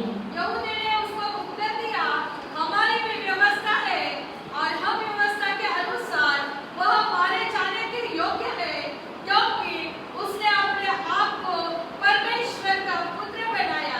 ஏன் இயேசுவை தள்ளினாங்க? क्यों यीशु को दूर उठाया? இரண்டாவது காரணத்தை சொல்றாங்க பாருங்க. दूसरे कार्य कहते हैं எங்களுக்கு ஒரு நியாய பிரமாணம் உண்டு. हमारे लिए एक व्यवस्था है। இவன் தன்னை தேவனுடைய குமாரன் என்று சொன்னபடியினால் ये अपने आप को परमेश्वर का पुत्र कहलाने के कारण இவன் நியாய பிரமாணத்தின்படி சாக வேண்டும். ओ ये उस व्यवस्था के अनुसार ये मारा जाना है। நியாய பிரமாணம் எல்லாம் என்னன்னு பிளாத்துக்கு தெரியாது. ये कौन सी व्यवस्था है उन्हें पिलातुस को नहीं पता, இவன் என்ன சொல்லுகிறானா? लेकिन वो क्या कहता है? எங்களுக்கு ஒரு நியாய பிரமாணம் உண்டு. वो हमारे लिए एक व्यवस्था है। அந்த நியாய பிரமாணத்தின்படி இவனை தன்னை தேவனுடைய குமாரனுக்கு ஒப்பாக்கினபடியினால் वो उस व्यवस्था के अनुसार परमेश्वर के पुत्र कहलाया गया। அவன் சாகணும். वो मरे, ஆனா பைபிள் அப்படி சொல்லுதா? लेकिन वचन ऐसा कहता है क्या? பைபிள் என்ன நியாய பிரமாணம் என்ன சொல்லுதுன்னு பாருங்க. वो वचन क्या कहता है? व्यवस्था क्या कहती है? வாசிங்க லேவியராகமத்தின் புத்தகம் लेवी व्यवस्था का पुस्तक 24வது அதிகாரம் 24वां अध्याय 16வது वचनத்தை வாசிக்க கவனிப்போம். 16 वचन को पढ़िए। 24:16 24 का 16। यहोवा के नाम की निंदा करने वाला निश्चय मार डाला जाए। सारी मंडली के लोग निश्चय उस पर पथराव करे, चाहे देशी हो चाहे परदेशी। यदि कोई उस नाम की निंदा करे तो वह मार डाला जाए। நியாயப்பிரமாணம் என்ன சொல்லுது? व्यवस्था क्या कहती है? தேவனுடைய நாமத்தை நிந்திக்கிறவன் தான் கொல்லப்படணும். ओ यहोवा के नाम की निंदा करने वाले निश्चय मार डाला जाए। யாராவது தேவனுடைய நாமத்தை தூஷிக்கிறவன் கல்லெறிந்து ओ கொல்லப்படணும். परमेश्वर के नाम को निंदा करने वाला उन पर पथराव करे। இயேசு என்ன சொல்றாரு? यीशु क्या कहता है? இயேசு தூஷிக்கல. वो यीशु ऐसा दूर बैठाया, யார் என்பதை காண்பித்தார். वो कौन है वो दिखाने लगे। நான் யார்? நான் கருத்து வந்திருக்கிறேன். நான் யார்? ओ मैं यहाँ आया हूँ, मैं कौन हूँ? என்னை பற்றி என்ன வேதம் சொல்லுகிறது? ओ मुझे लेकर वचन क्या कहती है? நீங்க நிறைய வசனத்தை நீங்க கவனிக்கலாம். अनेक वचन को आप देख सकते हैं। நீங்க அதே யோவான் எழுதின சுவிசேஷம் 5ஆம் அதிகாரம் 18வது வசனத்தை கவனிச்சு பாத்தீங்கன்னா यूहन्ना 5 का 18 वचन को देखिए। தன்னை தேவனுக்கு சமமாக்கினார். वहाँ परमेश्वर के समानता में कहने लगे, நான் நானும் பிதாவும் ஒன்றாய் இருக்கிறது போல जैसा मैं और पिता एक हो। எங்கேயும் அவர் பிதாவின் நாமத்தை தூஷிக்கவில்லை. तो मैंने पिता के नाम को कहीं भी निंदा नहीं யோவான் किया। 8:58-59 சொல்லுகிறது. यूहन्ना 8 का 56 कहता है, ஆபிரகாமுக்கு முன்னாடியே நான் இருந்தேன். अब्राहम के पहले मैं था। கல்லெறிந்து கொல்லுவதற்கு ஆயத்தமானார்கள். वो पथराव करने के लोग तैयार थे। அவர் எங்கேயும் தூஷிக்கல. वो कहीं भी उन्हें दूर नहीं हटाया, எங்கேயும் பிதாவின் நாமத்தை தூஷிக்கிற மாதிரி பேசல. कहीं कहीं भी पिता के नाम को निंदाने जैसा मैंने कहीं नहीं कही। தான் யார் என்பதை உண்மையை சொன்னார். मैं कौन है उसका सच्चाई कहने लगे। மத்தேயு எழுதின சுவிசேஷத்துல मत्ती का सुसमाचार में 26ஆம் அதிகாரம் 26वां अध्याय 63 லிருந்து 65 வரைக்கும் வாசிச்சு பாருங்க.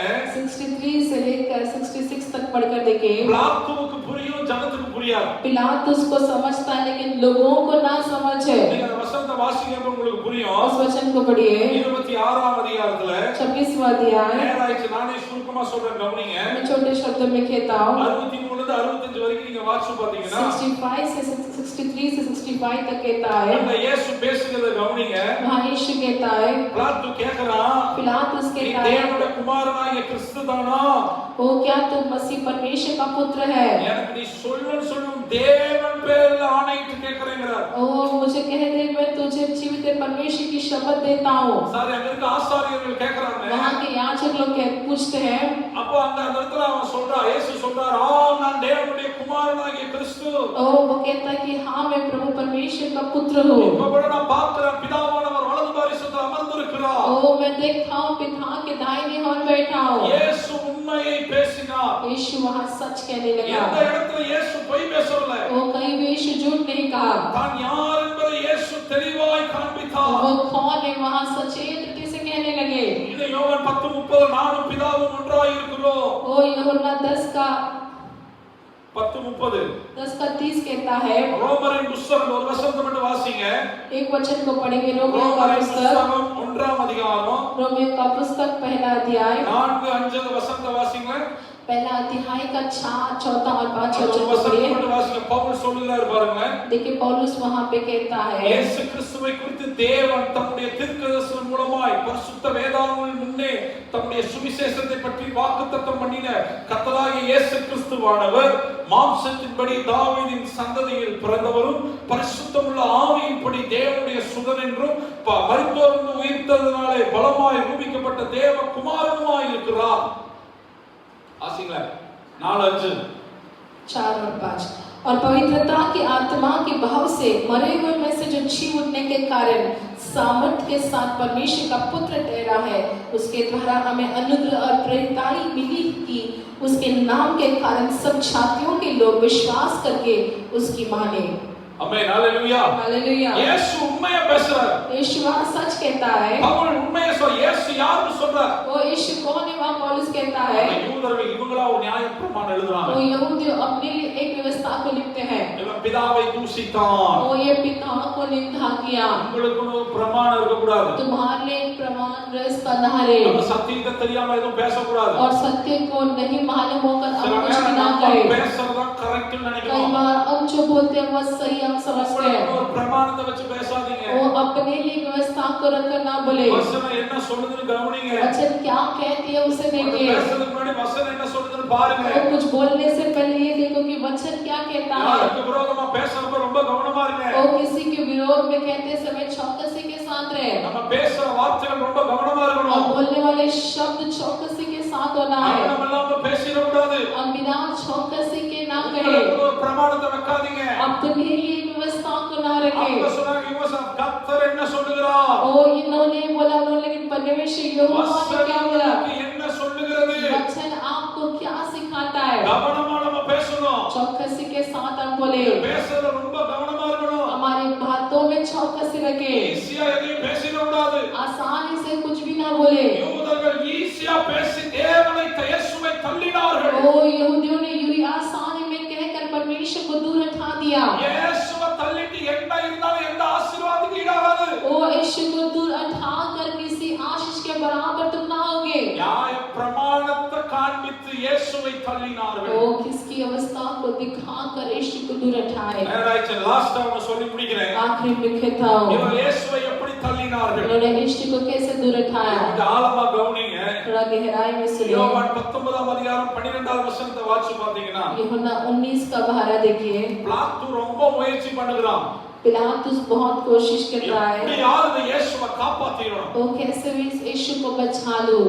அப்போ இந்த மனுஷங்க சொல்ற வார்த்தையை और பாருங்க. तब ये मनुष्य कहता है। வாசிங்க யோவான் 19:12 வாசிங்க. ओ यूहन्ना 19 का भारा पढ़िए। इस पर पिलातुस ने उसे छोड़ देना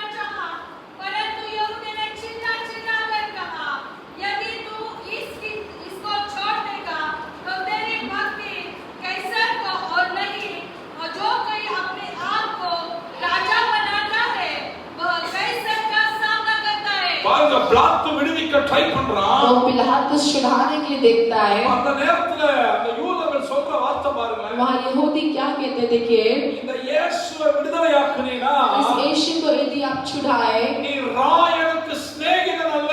ओ तो कैसर का तो मित्र बनेगा। நல்லா கவனிங்க. देखिए இந்த வசனத்தை நல்லா கவனிங்க. इस वचन को गौर करें सभी। இயேசுவை நீ சிலுவையில் அறையாம விட்டுட்டீனா यीशु को तुम मेरी क्रूस पर ना लगाए, ராயனுக்கு சிநேகிதன் அல்ல. ओ तुम उस कैसर का मित्र नहीं। நீங்க என்னன்னா கொஞ்சம் புரியுற மாதிரி சொல்ற பாருங்க. आपको और समझने जैसा, இந்த பிளாத்து தான் यही पिलातुस, ரோமர்கள் தான் यही रोमियो முழு யூதனை அடக்கி ஆளுகிறாங்க. पूरी यहूदियों को वे लोग उन पर राज्य करते हैं, முழு யூதனை அழிக்கிறாங்க. पूरी यहूदियों को नष्ट करते हैं। இந்த இந்த இந்த யூதர்களுக்கு பெரிய பிரச்சனை அவதான். उन यहूदियों का बड़ा समस्या वही है, ஆனா அவன் இயேசுவை விடுதலையாக்கணும் लेकिन பாக்குறான். वो यीशु को छुटकारा देने देखता है। சொல்றா பாருங்க, நீ இயேசுவை விடுதலையாக்கிட்டீனா वो कहते हैं यदि यीशु को तुम छुड़ा दे, சக யூதன் இயேசு கிறிஸ்து वो जो वो यहूदी जो यीशु मसीह, ஓ அந்த எருசலேமை சார்ந்தவர் वो यरूशलेम का व्यक्ति है, தீர்க்கதரிசிகள் சொன்னபடி மேசியா जैसे भविष्यवक्ताओं ने कहा वो मैसिया है। ராயனுக்கு சிநேகிதன் அல்ல. वो यदि ऐसा हो तो कैसर का मित्र नहीं। ராவிக்குரிய அர்த்தம் தெரியுங்களா?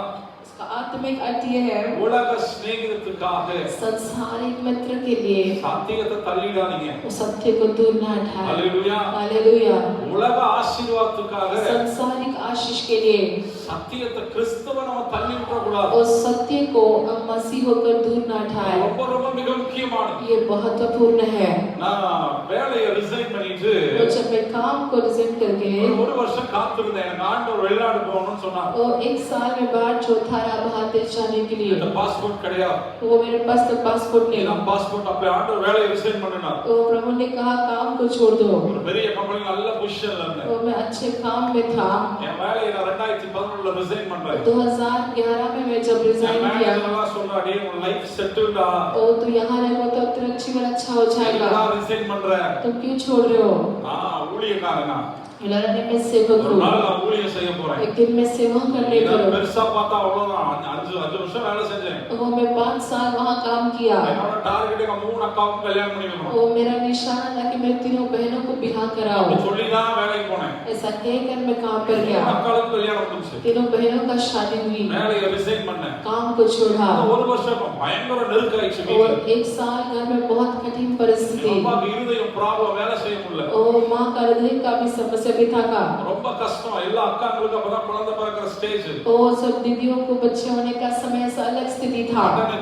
கடன் பயங்கர பிரச்சனை. वो हर जगह से कर्जा में डूबने लगा। எனக்கு மூணாவது மாமா சொன்னார், मेरे तीसरे मामा ने कहा, பயங்கர புதுசா ஒரு கெமிக்கல் கம்பெனி வந்திருக்கு. और यहाँ पे एक नया कंपनी आया है। அது வந்து பாத்தீங்கன்னா ஆயில், அந்த உடம்புக்கு ஆயில், உடம்பு வலிக்காக ஆயில் ப்ரிப்பேர் பண்ற ஒரு கம்பெனி. और जैसे केमिकल कंपनी जो शरीर दर्द के लिए से एक ऑयल प्रिपेयर करने का கேரளால कंपनी, கோட்டக்கல் சொல்லுவாங்க. அது கோயம்புத்தூர்ல லான்ச் பண்ணி ஒரு பெரிய இண்டஸ்ட்ரியல் ஆரம்பிச்சிருக்காங்க. और जो एक अच्छी बड़ी कंपनी शुरुआत की है। ஆகவே அங்க அந்த பாஸ்க்கு என்னோட வேலை செய்யற பாஸ்க்கு தெரியும். और वहाँ का बॉस और मेरा बॉस पहचानता है। நான் அவனை பத்தி சொன்னா வா கூட்டிட்டு போறேன். तो बोले मैं तुम्हारे बारे में बोला, चलो मैं तुम्हें लेके जाता हूँ। எங்க மாமா வேலை செய்யற பாஸோட கூட அவரோட கார்ல போறேன். तो मुझे जाके साथ मैं भी उनके साथ वहाँ गया। நேரா அவரை பார்க்க போனப்போ जब मैं उनसे मिलने के लिए गया, உள்ள போனோனே நடுங்க ஆரம்பிச்சிச்சு. मैं अंदर जाते ही मैं कांपने लगा। சுத்தி விக்கிரக போட்டோ. ओ पूरा घेर कर मूर्त का फोटो। அந்த சேர்ல அப்படியே உட்கார்ந்துட்டு இருக்காரு. मैं वो कुर्सी पर वो बैठा है, ரொம்ப சிம்பிளா உட்கார்ந்துட்டு இருந்தாரு. वो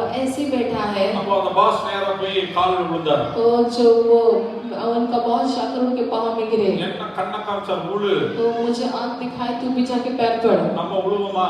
मैं गिरूंगा नहीं। அவ்வளவு சீக்கிரம் நம்மளால விழ மாட்டோம். तो मैं सोचा इतना जल्दी थोड़ी ना मैं गिरूंगा। விஷ் பண்ணேன். मैं उनको विश किया, அப்புறம் அவர் திரும்ப போய் வஸ்திரத்தை மாத்துறதுக்கு போயிட்டார். और फिर वस्त्र बदलने के लिए गए, இருங்கன்னு சொல்லிட்டு உள்ள போனார். और उनको पल कर वो गए। முழு விக்கிரக போட்டோ. पूरा मूर्त का फोटो பாஸ் है। எங்க சொல்றாரு, वो कहने लगे, டேய் இவர் கால்ல மட்டும் விழுந்துரு. इनके पाँव में एक बार पाँव छू ले। நான் எல்லாம் சொல்லிட்டேன். मैं सब कह दिया पहले, அட்ஜஸ்ட் பண்ணிக்கோ. थोड़ा सा एडजस्ट कर।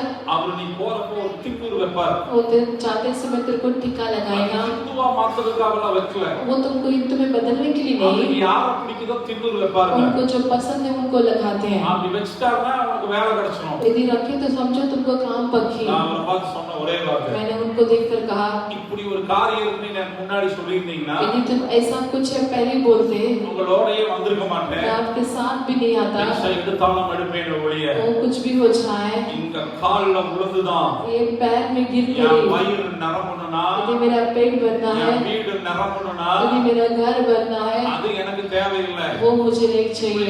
அந்த வேலை எனக்கு சிநேகிதமாகணும்னா और यदि ये काम मुझे मित्र होना है, சார் எனக்கு அந்த வேலை வேணாம். मुझे वो काम नहीं चाहिए भाई। வஸ்திரத்தை மாற்றி வரதுக்குள்ள तो वस्त्र को बदल के आने तक நான் வெளியே போயிடுறேன். मैं बाहर चला जाता நான் हूँ। உங்களுக்கு சொல்லுகிறேன், मैं आपसे कहता வாழ்க்கை हूँ, ஒண்ண மட்டும் நல்லா தெரிந்து கொள்ளுங்க. एक बात को ध्यान में रखें, இயேசு இல்லாத ஆசீர்வாதம் இல்ல. यीशु के बिगर जो आशीष नहीं, वो आशीष नहीं है। பரலோகத்துக்கு கொண்டு போகாது. वो हमें स्वर्ग नहीं ले जाएगा, ராஜ்யத்துக்கு கொண்டு போகாது. अनंत राज्य में नहीं ले जाएगा। சிநேகிதம் பரலோகத்துக்கு கொண்டு போகாது. संसारिक मित्र हमें स्वर्ग राज्य में नहीं ले जाएगा। நன்மை உன்னை பரலோகத்துக்கு கொண்டு போகாது. वो वैसे बनाए तुम्हें स्वर्ग में नहीं ले जाएगा।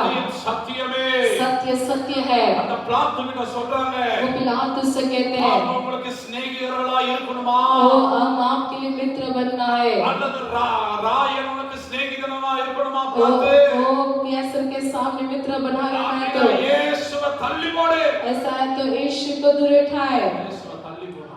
यीशु को दूर उठाए। இப்படி நான் யூதர்கள் தள்ளி போட்டாங்க. ऐसे ही यहूदियों दूर उठाए। முடிவுக்கு வருகிற இந்த பாயிண்ட் நல்லா புரிந்து கொள்ளுங்க. वहाँ अंत आ रहा है, जैसे कि समझे से आप, இந்த வசனம் என்ன தெரியுமா சொல்லுது? ये वचन कहता है, ஆகாது என்று தள்ளினர்கள் वो जो निकम्मा सोचकर दूर उठाए हुआ पत्थर, ஆகாது என்று தள்ளினர்கள் राजमिस्त्रियों से जो निकम्मा समझा उस पत्थर, கல்லே தலைக்கு மூளைக்கல்லாயிற்று. वही पत्थर खोने का सिरा बन गया। எல்லாம் சேர்ந்து இயேசுவை தள்ளினாங்க अब யூதர்கள். सब यीशु को दूर उठाए। ஆண்டவர் எவ்வளவு நேசிச்சார் தெரியுங்களா? प्रभु ने उनसे कितना प्रेम किया। யூதர்களை நேசிச்சது போல யாருமே நேசிச்சது கிடையாது. वो जैसे यहूदियों से प्रेम कैसा और किसी से नहीं। கானானிய ஸ்திரீ வருவா, कनानी स्त्री आती என் है, மகன் பலவீனமா இருக்கிறான், वो कहता है कि मेरा बच्चा बलहीन है, பிள்ளைகளின் அப்பத்தை எடுத்து நாய்க்கு தர மாட்டேனார். वो बच्चों का रोटी लेकर मैं कुत्तों को नहीं दूंगा। அது எவ்வளவு பெரிய வார்த்தை தெரியுங்களா? वो कितना बड़ा शब्द है। பாருங்க, இயேசு பேசின மாதிரி எல்லாம் யாருமே பேச முடியாது. वो जैसे यीशु ने कहा वो कोई ना बोल सके। இயேசு பேசின மாதிரி பேசினா அவ்வளவுதான் முடிஞ்சு போச்சு. वो यीशु के जैसा कह दे तो हो गया। பிள்ளைகளின் அப்பத்தை நாய்க்கு தர மாட்டேன். वो बच्चों का रोटी लेकर मैं कुत्तों को नहीं दूंगा। அப்படின்னா என்ன? என் பிள்ளை யூதன், मतलब मेरा बच्चा यहूदी है, அது என் பிள்ளைக்குரியது. वो मेरा बच्चे का है, ஆனா இவன் தான் தள்ளுனான். लेकिन इसी ने दूर उठाया। அந்த கல்ல தள்ளுனோனே इससे वो दूर उठाते हैं। எபிரேயர் 2:2 அதிகாரம் 20-22 வரைக்கும் வாட்சி और பாருங்க. दूसरा अध्याय का 22 से लेकर தயவுசெய்து இந்த 25 வசனத்தை வாட்சி அறிக்கை செய்யுங்க. वचन को मैं जो कहता हूँ उसे घर में पढ़कर उसे कबूल करें। தள்ளுனபடினாலதான் उसे निकम्मा जानने के कारण புறஜாதியா இருந்த நமக்கு अन्य जातियों में அவன் தலைக்கல்லாய் वो மாறிவிட்டான். खोने का सिरा बन गया। ஹalleluya. हालेलुया। யூதனுக்கு இல்லாத वो ஆசீர்வாதம் यहूदियों को ने ऐसा புறஜாதியா आशीष, இருக்கிற எனக்கு वो अन्य जाति मुझे, கிறிஸ்தவன் என்கிற பெயர் வந்தது. वो मसीह का नाम मुझे मिला। இந்த சீஷன் பேர் வைக்கலீங்க. वो चेला का नाम नहीं, கிறிஸ்தவன் என்று யார் தெரியுங்களா பேர் வச்சா? वो मसीह करके किसने नाम रखा? அப்போஸ்தலர்கள் பேர் வைக்கல. प्रेरितों ने नहीं रखा, சீஷர்கள் பேர் வைக்கல. चेलों ने नहीं रखा, சீஷர்கள் பேர் வைக்கல. 120 चेलों ने नाम नहीं रखा। அந்தியோகியா என்கிற பட்டணத்தார் तो क्या उस शहर के लोग, அவன் ஒரு புறஜாதி. वहाँ जो अन्य जाति, பவுல் பர்னபா மூலமாய் சுவிசேஷத்தை கேட்கிறான். और वे लोग वहाँ पे सुसमाचार को सुनते हैं, பேதுரு மூலமாய் சுவிசேஷத்தை கேட்கிறான். और वे लोग वहाँ सुसमाचार को सुनते हैं। இந்த சுவிசேஷம் ஏன் எங்களுக்கு வந்தது? ओ क्यों ये सुसमाचार मेरी ओर आई? நாங்கள் யார்? तो फिर हम कौन है? யூதனுக்கு இல்லாத கிருபை என்னையா? ओ जो यहूदियों पर नहीं ऐसे अनुग्रह அப்பா पर क्या? பேர் வைக்கிறாங்கய்யா. तभी ये लोग नाम நான் रखते हैं। யார்? புறஜாதி இல்லை. ओ मैं कौन? मैं अन्य जाति नहीं, நான் உலகத்தான் இல்லை. मैं संसारिक व्यक्ति नहीं। ஏன் யூதர்களே? ओ यहूदियों, எனக்கு மேலான ஆசீர்வாதம் எங்க தலை மேல இருக்கிறது. ओ सिर के ऊपर आशीष बताए में நாங்கள் கிறிஸ்தவர்கள், हम मसीह कहलाएंगे, கிறிஸ்துவை உடையவர்கள். हम मसीह कहलाएंगे। தூக்கி போட்ட மூளைக்கல்லாம் ओ वो दूर उठाए गए निकम्मा पत्थर, நமக்கு ஒரு பேரை உண்டாக்கினது நான் கிறிஸ்தவன் என்று சொல்லி. ओ जो हमारे तुम्हारे लिए एक नाम उत्पन्न हुई। வேகமா சொல்ற மூளைக்கல்ல என்ன பாஸ்டர்? खोने का पत्थर मतलब क्या है? நம்ம ஆலய கட்டறப்போ ஒரு கல்லு வச்சு எதுக்கு அதெல்லாம் தெரியணும். ओ भवन में एक पत्थर रखना किस लिए रखते हैं? வீடு கட்டறப்போ ஒரு கல்லு வச்சு பிரேயர் பண்ணி எதுக்கு பாஸ்டர்? वो घर बनाते समय एक पत्थर को रखकर घर बनाते क्यों, किस लिए ऐसा किया जाता है? மற்ற மார்க்கம் நமக்கு கொடுக்கப்பட்டது. वो बाकी धर्म के लिए बल्कि हमें क्या दी गई இது है? நமக்கு சொல்லப்பட்ட வார்த்தை. ये हमें कही गई वचन है। இது ஆபிரகாம் காலத்தில் உண்டானது. ये अब्राहम के समय में उत्पन्न हुआ। அந்த மூளைக்கல்ல என்ன? वो खोने का पत्थर मतलब क्या है? கட்டறப்போ जब घर बनाते समय நடு மையத்துல घर के बीच में ஒரு கல்ல வச்சு ஜெபிப்பாங்க. एक पत्थर को रखकर प्रार्थना करते हैं। அந்த மூளைக்கல்லுக்கு அதுக்கு ஒரு டெஃபினிஷன் இருக்கு. उसका एक डेफिनेशन ऐसा है, அத சுருக்கமா சொல்றேன் கவனிங்க. which छोटे शब्द में कहता हूं। அந்த கல் எதுக்கு வைக்கறாங்க நடுவுல? वो पत्थर को किस लिए बीच में रखा அந்த जाता है? கல் வைக்கிறதுக்கு முதல் वो காரணம் रखने का पहला कारण, இந்த மூளைக்கல் வைக்கிற பொசிஷன் தான் वो जिस दिशा में या जिस पोजीशन में लगते हैं, அந்த கட்டடம் அந்த திசையை நோக்கி கட்டப்படுகிறது. वो जो बांधकाम उस दिशाओं की ओर बढ़ी जाती है। மூளைக்கல்ல நம்ம செங்கல் வைக்கிற அன்னைக்கு அப்படி கிடையாது. वो अभी हम कोने का पत्थर तो हम ईंट को रखते हैं, लेकिन उस समय ऐसा नहीं था। அந்த கல்லுக்கு ரெண்டு முகம் காணப்படும். वो वहाँ उस पत्थर की दो तरह का चेहरा होता है। அந்த கல்ல ஒரு வித்தியாசமே வடிவமைத்திருப்பாங்க. मतलब उस पत्थर को अलग रीति से बनाया जाता है। பகுதியை வெச்சு இது பண்றாங்கன்னா ऐसा बड़ा लंबा होता है, उससे ऐसा लेकर அதை நோக்கி தான் வாசல் திசையை காண்பிக்கும். वो ये द्वार ये दिशा को दिखाता है। அப்புறம் மூளைக்கல் எதற்குனா कोने का पत्थर किसके लिए? அந்த கல் எவ்வளவு பலமா இருக்கிறதோ वो पत्थर कितना बल से அந்த है, கல் எவ்வளவு பலம் அதே கல்ல வச்சு தான் கட்டணும். वो उसके अनुसार उसे बनाया வேற जाता கல்ல है। வச்சு கட்டக்கூடாது. दूसरों के पत्थर को लेकर ना बांधे। அந்த கல்லுடைய பலம் எல்லா கல்லுக்கும் இருக்கணும். उस पत्थर का बल वो सारे बल में होना पत्थर को होना चाहिए। மூன்றாவது மூளைக்கல் எதுக்கு நடுவுல ஏன் வைக்கறாங்கன்னா और तीसरा कोने के पत्थर को बीच में क्यों रखा जाता है? நாலு மூளை ஒரே லெவல்ல இருக்கணும். वो चारों कोना एक ही लेवल में हो। ஒரே லெவல்ல சரியா இந்த முன்ன பின்னலா கட்ட மூளைகள் ஒரே லெவல்ல वो இருக்கணும். बराबर एक ही सीमा मतलब एक ही लेवल पर हो। அப்புறம் அந்த மூளைக்கல்ல வச்சு எதுக்கு வைக்கறாங்க அப்படி சொன்னா और किस लिए से रखा जाता है? இந்த கட்டடம் அந்த மூளைக்கல்லினால கட்டப்பட்டது என்பது காண்பிப்பதற்கு. वो ये कोने के पत्थर से ये बांधकाम बनी गई है। இப்ப யூதர்கள் என்ன பண்ணாங்க? अभी यहूदियों ने क्या किया? கல்ல தள்ளி போட்டாங்க. उसे दूर उठाए। இப்ப யூதர்கள் நான் சொன்னதாங்க ஏன் இஸ்ரவேலோட வாழ்க்கை எப்படி ஆச்சுன்னு சொல்ல பாருங்க. कि इस्राएलियों का जीवन ऐसा हो गया, என்னைக்கு இயேசுவை தள்ளி போட்டாங்களோ वो जिस दिन यीशु को दूर उठाए, அன்னைக்கே அவங்களுக்கு ஒரு டிசைன் போச்சு. वो उसी दिन उनका जो कार्य चली गई, தேசம் போச்சு. वो जो देश चली गई, எந்த திசையில் இருக்காங்கன்னு தெரியாம कौन போயிட்டாங்க. सी दिशा में वो नहीं पता चला। அவங்க பலம் போயிடுச்சு. उनका बल चली गई, அவங்க ஸ்ட்ரக்சர் போயிடுச்சு. वो उनका स्ट्रक्चर चला गया, எல்லாத்தையும் இழந்து காணப்படுறாங்க. सब कुछ खोकर दिखाई देते हैं। இன்னைக்கு தேசம் கிடைச்சாலும் यदि आज देश मिले तो भी அவங்களுக்கு ஃபுல் ஸ்ட்ரக்சர் கிடைக்கல. वो फुल स्ट्रक्चर नहीं मिली। இன்னும் பாலஸ்தீன் உள்ளதா இருக்கு. अभी भी फिलिस्तीन अंदर है, இன்னும் அவங்களுக்கு முழு பலம் கிடைக்கல. अब तक उन्हें पूरा बल नहीं मिला। அமெரிக்கர்கள் உதவி செய்கிறாங்க. अमेरिकन सहायता किए, இன்னும் சரியான ஸ்ட்ரக்சரோ சரியான அமைப்போ அவங்களுக்கு கிடையாது. एक सही स्ट्रक्चर या एक सही ऐसे कार्य नहीं मिली। இன்னும் அவங்க நீளம் எவ்வளவுன்னு தெரியாது. वो उसका लंबाई कितना नहीं पता, இன்னும் அகலம் எவ்வளவுன்னு தெரியாது. उसका चौड़ाई कितना नहीं पता। ஏன் மூளைக்கல் இல்லை? वो क्योंकि कोने का पत्थर नहीं है, அது தள்ளப்பட்ட மூளைக்கல். क्योंकि दूर उठाया गया कोने का புறஜாதியாய் पत्थर। நமக்குள்ள வந்தபடியினாலே अन्य जाति हमारे अंदर आने के कारण நமக்கு தெரியும் हमें पता होना है எந்த திசையை நோக்கி போய் मैं கொண்டிருக்கிறோம். किस दिशा की ओर जा रहा ஒரு हूँ। நாள் நித்திய ராஜ்யம் என்ற திசையை நோக்கி போய் கொண்டிருக்கிறோம். वो एक दिन अनंत राज्य की दिशा की ओर मैं बढ़ूंगा। நம்ம பலம் இல்லையா? वो तुम्हारा बल किधर है? ஞான அறிவு புத்தி அல்ல. वो हमारा ज्ञान बुद्धि नहीं है, எனக்குள்ள கிறிஸ்து இருக்கிறது. मेरे अंदर मसीह है, சத்தியம் இருக்கிறது. सत्य है, அதுவே என்னுடைய பலனா இருக்கிறது. वही मेरा बल है। என்னுடைய அமைப்பு எப்படியா ओ இருக்கிறது? मेरी जो स्ट्रक्चर कैसी है, கிறிஸ்து எனக்குள்ள இருக்கிறபடியினால मसीह मेरे अंदर है, என் इसलिए அமைப்பு சரியா இருக்கிறது. ओ मेरे स्ट्रक्चर सही से है। நான் ஆசீர்வதிக்கப்பட்டிருக்கிறேன். मैं आशीषित हूँ। எனக்கு கிடைக்காத ஒரு ओ ஆசீர்வாதம். जो यहूदियों को ना मिली वो आशीष, இயேசு என்ற சுவிசேஷத்தினுடைய ஆழம் என்னையா? ओ यीशु का सुसमाचार की गहराई क्या है? இயேசு எனக்குள்ள இருந்தா, ये यीशु मेरे अंदर हो तो, இந்த சத்தியம் எனக்குள்ள இருந்தா, ये सत्य मेरे अंदर हो तो। நீங்க பைபிளை கவனிச்சு பாருங்க. बाइबल में देखिए, ராவெல்லாம் பிரயாசப்படுவாங்க. पूरी रात वो लोग प्रयास उठाते ஒரு हैं, மீனும் கிடைக்காது. एक भी मछली ना पाया। இயேசு வந்து சொல்லுவா, यीशु कहता है வலது பக்கம் வலைய வீசுங்க. इस तरफ डाले अपने जाल हो। எல்லா மீனங்களும் வலது பக்கம் தான் வலை வீசும். वो सब वहाँ पे नहाते हैं। எவனும் இடது பக்கம் போய் வீச மாட்டான். कोई दाएं बाएं और नहीं। அதெல்லாம் வலது பக்கம் தான் வீசுவாங்க. वो लोग वैसे दाएं बाएं और से फेंकते हैं। இயேசு என்ன சொல்ல வராரு? यीशु क्या कहने जा रहा था? இயேசு வந்துட்டா यीशु आया। இதுவரைக்கும் நீ போன திசை மாறும். अब तक दो दिशा में गया बदल जाएगी। இதுவரைக்கும் நீ போன திசையில குறைவு இருக்கலாம். अब तक दो दिशा में तुम गए वहाँ दबे होंगे। இதுவரைக்கும் நீ போன திசையில கண்ணீர் இருக்கலாம். वो अब तक तुम गए हुए दिशा में आंसू नहीं होगी। இதுவரைக்கும் போன திசையில வேதனை இருக்கலாம். अब तक जिस दिशा में आप चले वहाँ पे वेदना होगी। மூளைக்கல் இயேசுவா இருந்து விட்டார். लेकिन यदि वो खोने का पत्थर यीशु हो, என் திசை மாறும். मेरी दिशा बदल என் जाएगी। பலம் மாறும். मेरा बल बदल என் जाएगी। structure मेरा மாறும். स्ट्रक्चर बदल जाएगी। ஓ, என் வாழ்க்கையே மாறும். मेरा जीवन ये बदल जाएगी। யூதனுக்கு அந்த மாற்றம் இல்லை. यहूदियों को बदलाव नहीं। சபையில் இருக்கிற உனக்கு எனக்கு அந்த மாற்றம் உண்டு. कलीसिया में होने वाला आप में हम में बदलाव होना है। எதை விசுவாசிக்கணும்? ओ इसमें मैं क्या विश्वास எதை करूं? புரிந்து கொள்ளணும்? मैं किसे ठहरूं? உங்களுக்கு சொல்லுகிறேன், मैं आपसे कहता हूं, சத்திய வசனத்தை ஒரு வார்த்தையும் தள்ளிடாதீங்க. ओ ये सत्य वचन से एक भी वचन को दूर ना हटाएं। கொடுக்கப்பட்ட எல்லா வார்த்தையும் அது எனக்கு. ओ क्योंकि इसमें लिखी गई हर एक वचन मेरे लिए है। வார்த்தை சில நேரம் என்னை திட்டுகிறதா? ओ ये वचन कई बार मुझे डांट सकता है, வார்த்தை எனக்கு. लेकिन ये मेरे लिए है। வார்த்தை என்னை ஆறுதல் படுத்துகிறதா? ओ ये मुझे तसल्ली देता है, வார்த்தை எனக்கு.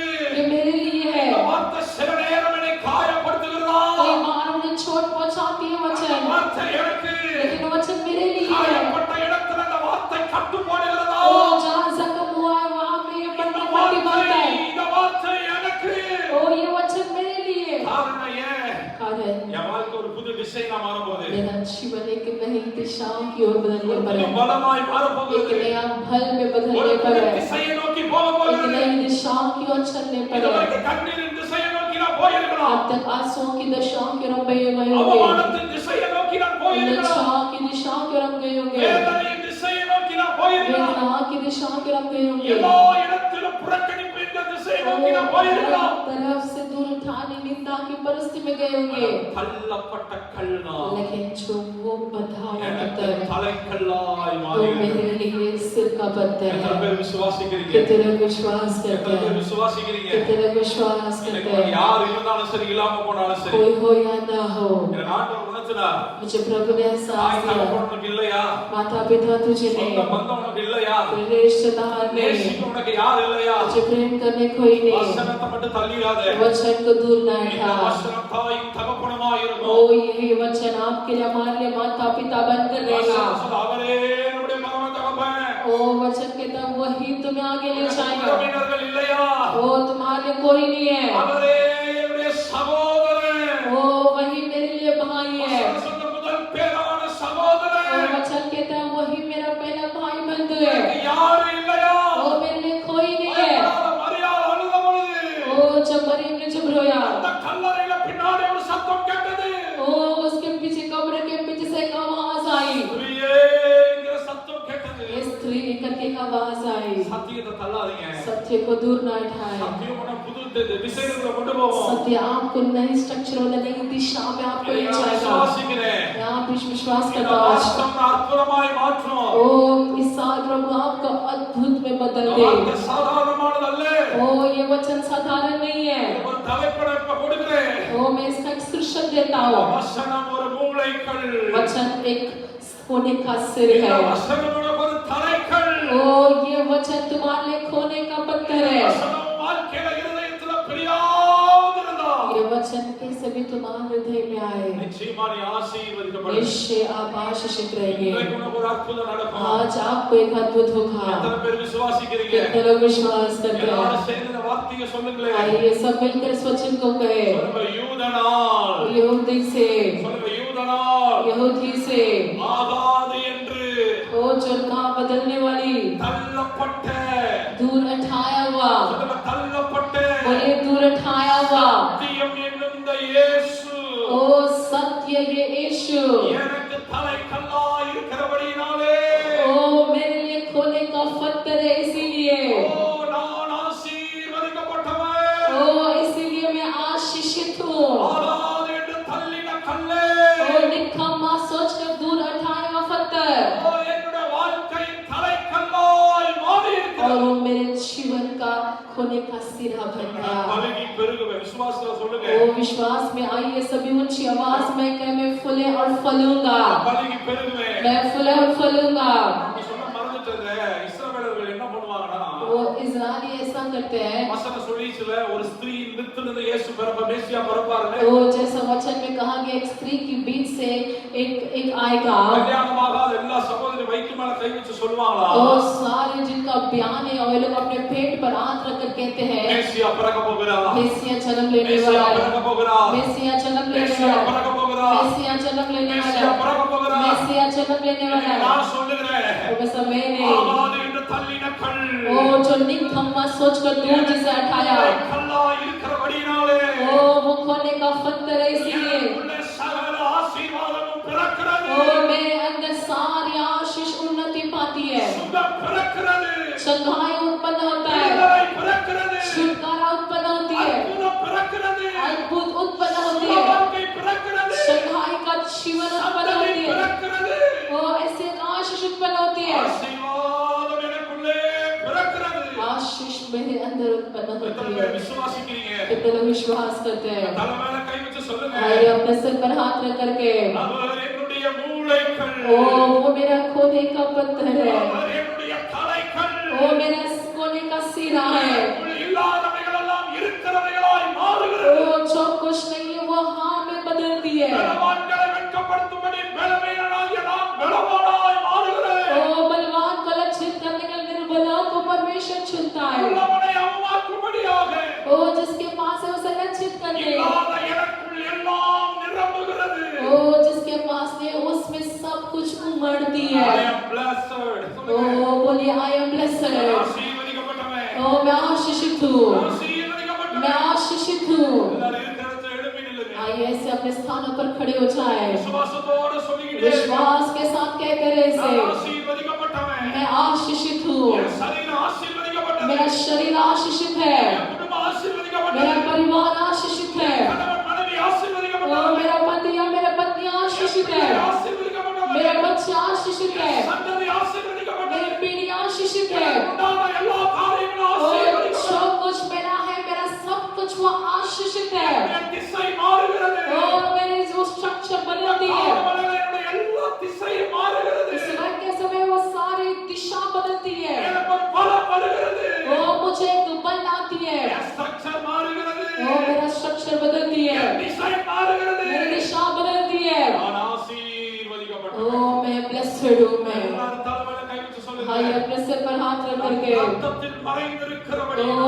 मैं उसके लहू में समा गया उसीलिए தீங்கு என்னை தொடாது कोई हानि मुझे छूना न पाए இயேசுவே என் தலைக்கல்லாய் இருக்கிறார் ओ यही मेरा सिर का पत्थर है लघु में समझ गया यीशु के लघु में समझ गया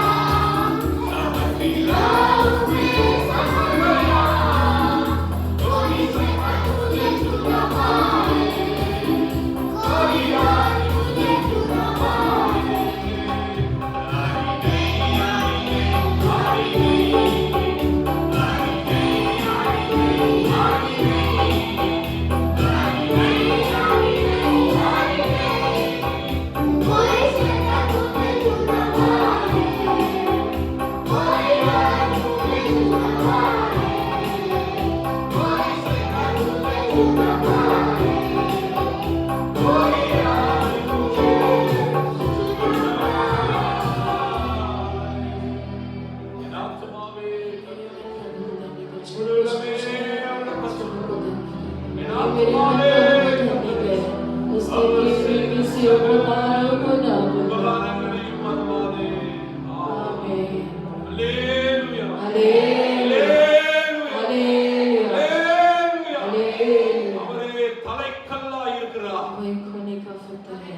வாழ்க்கை மாறும். आपका जीवन बदल जाए। God bless you. प्रभु आपको आशीष करे।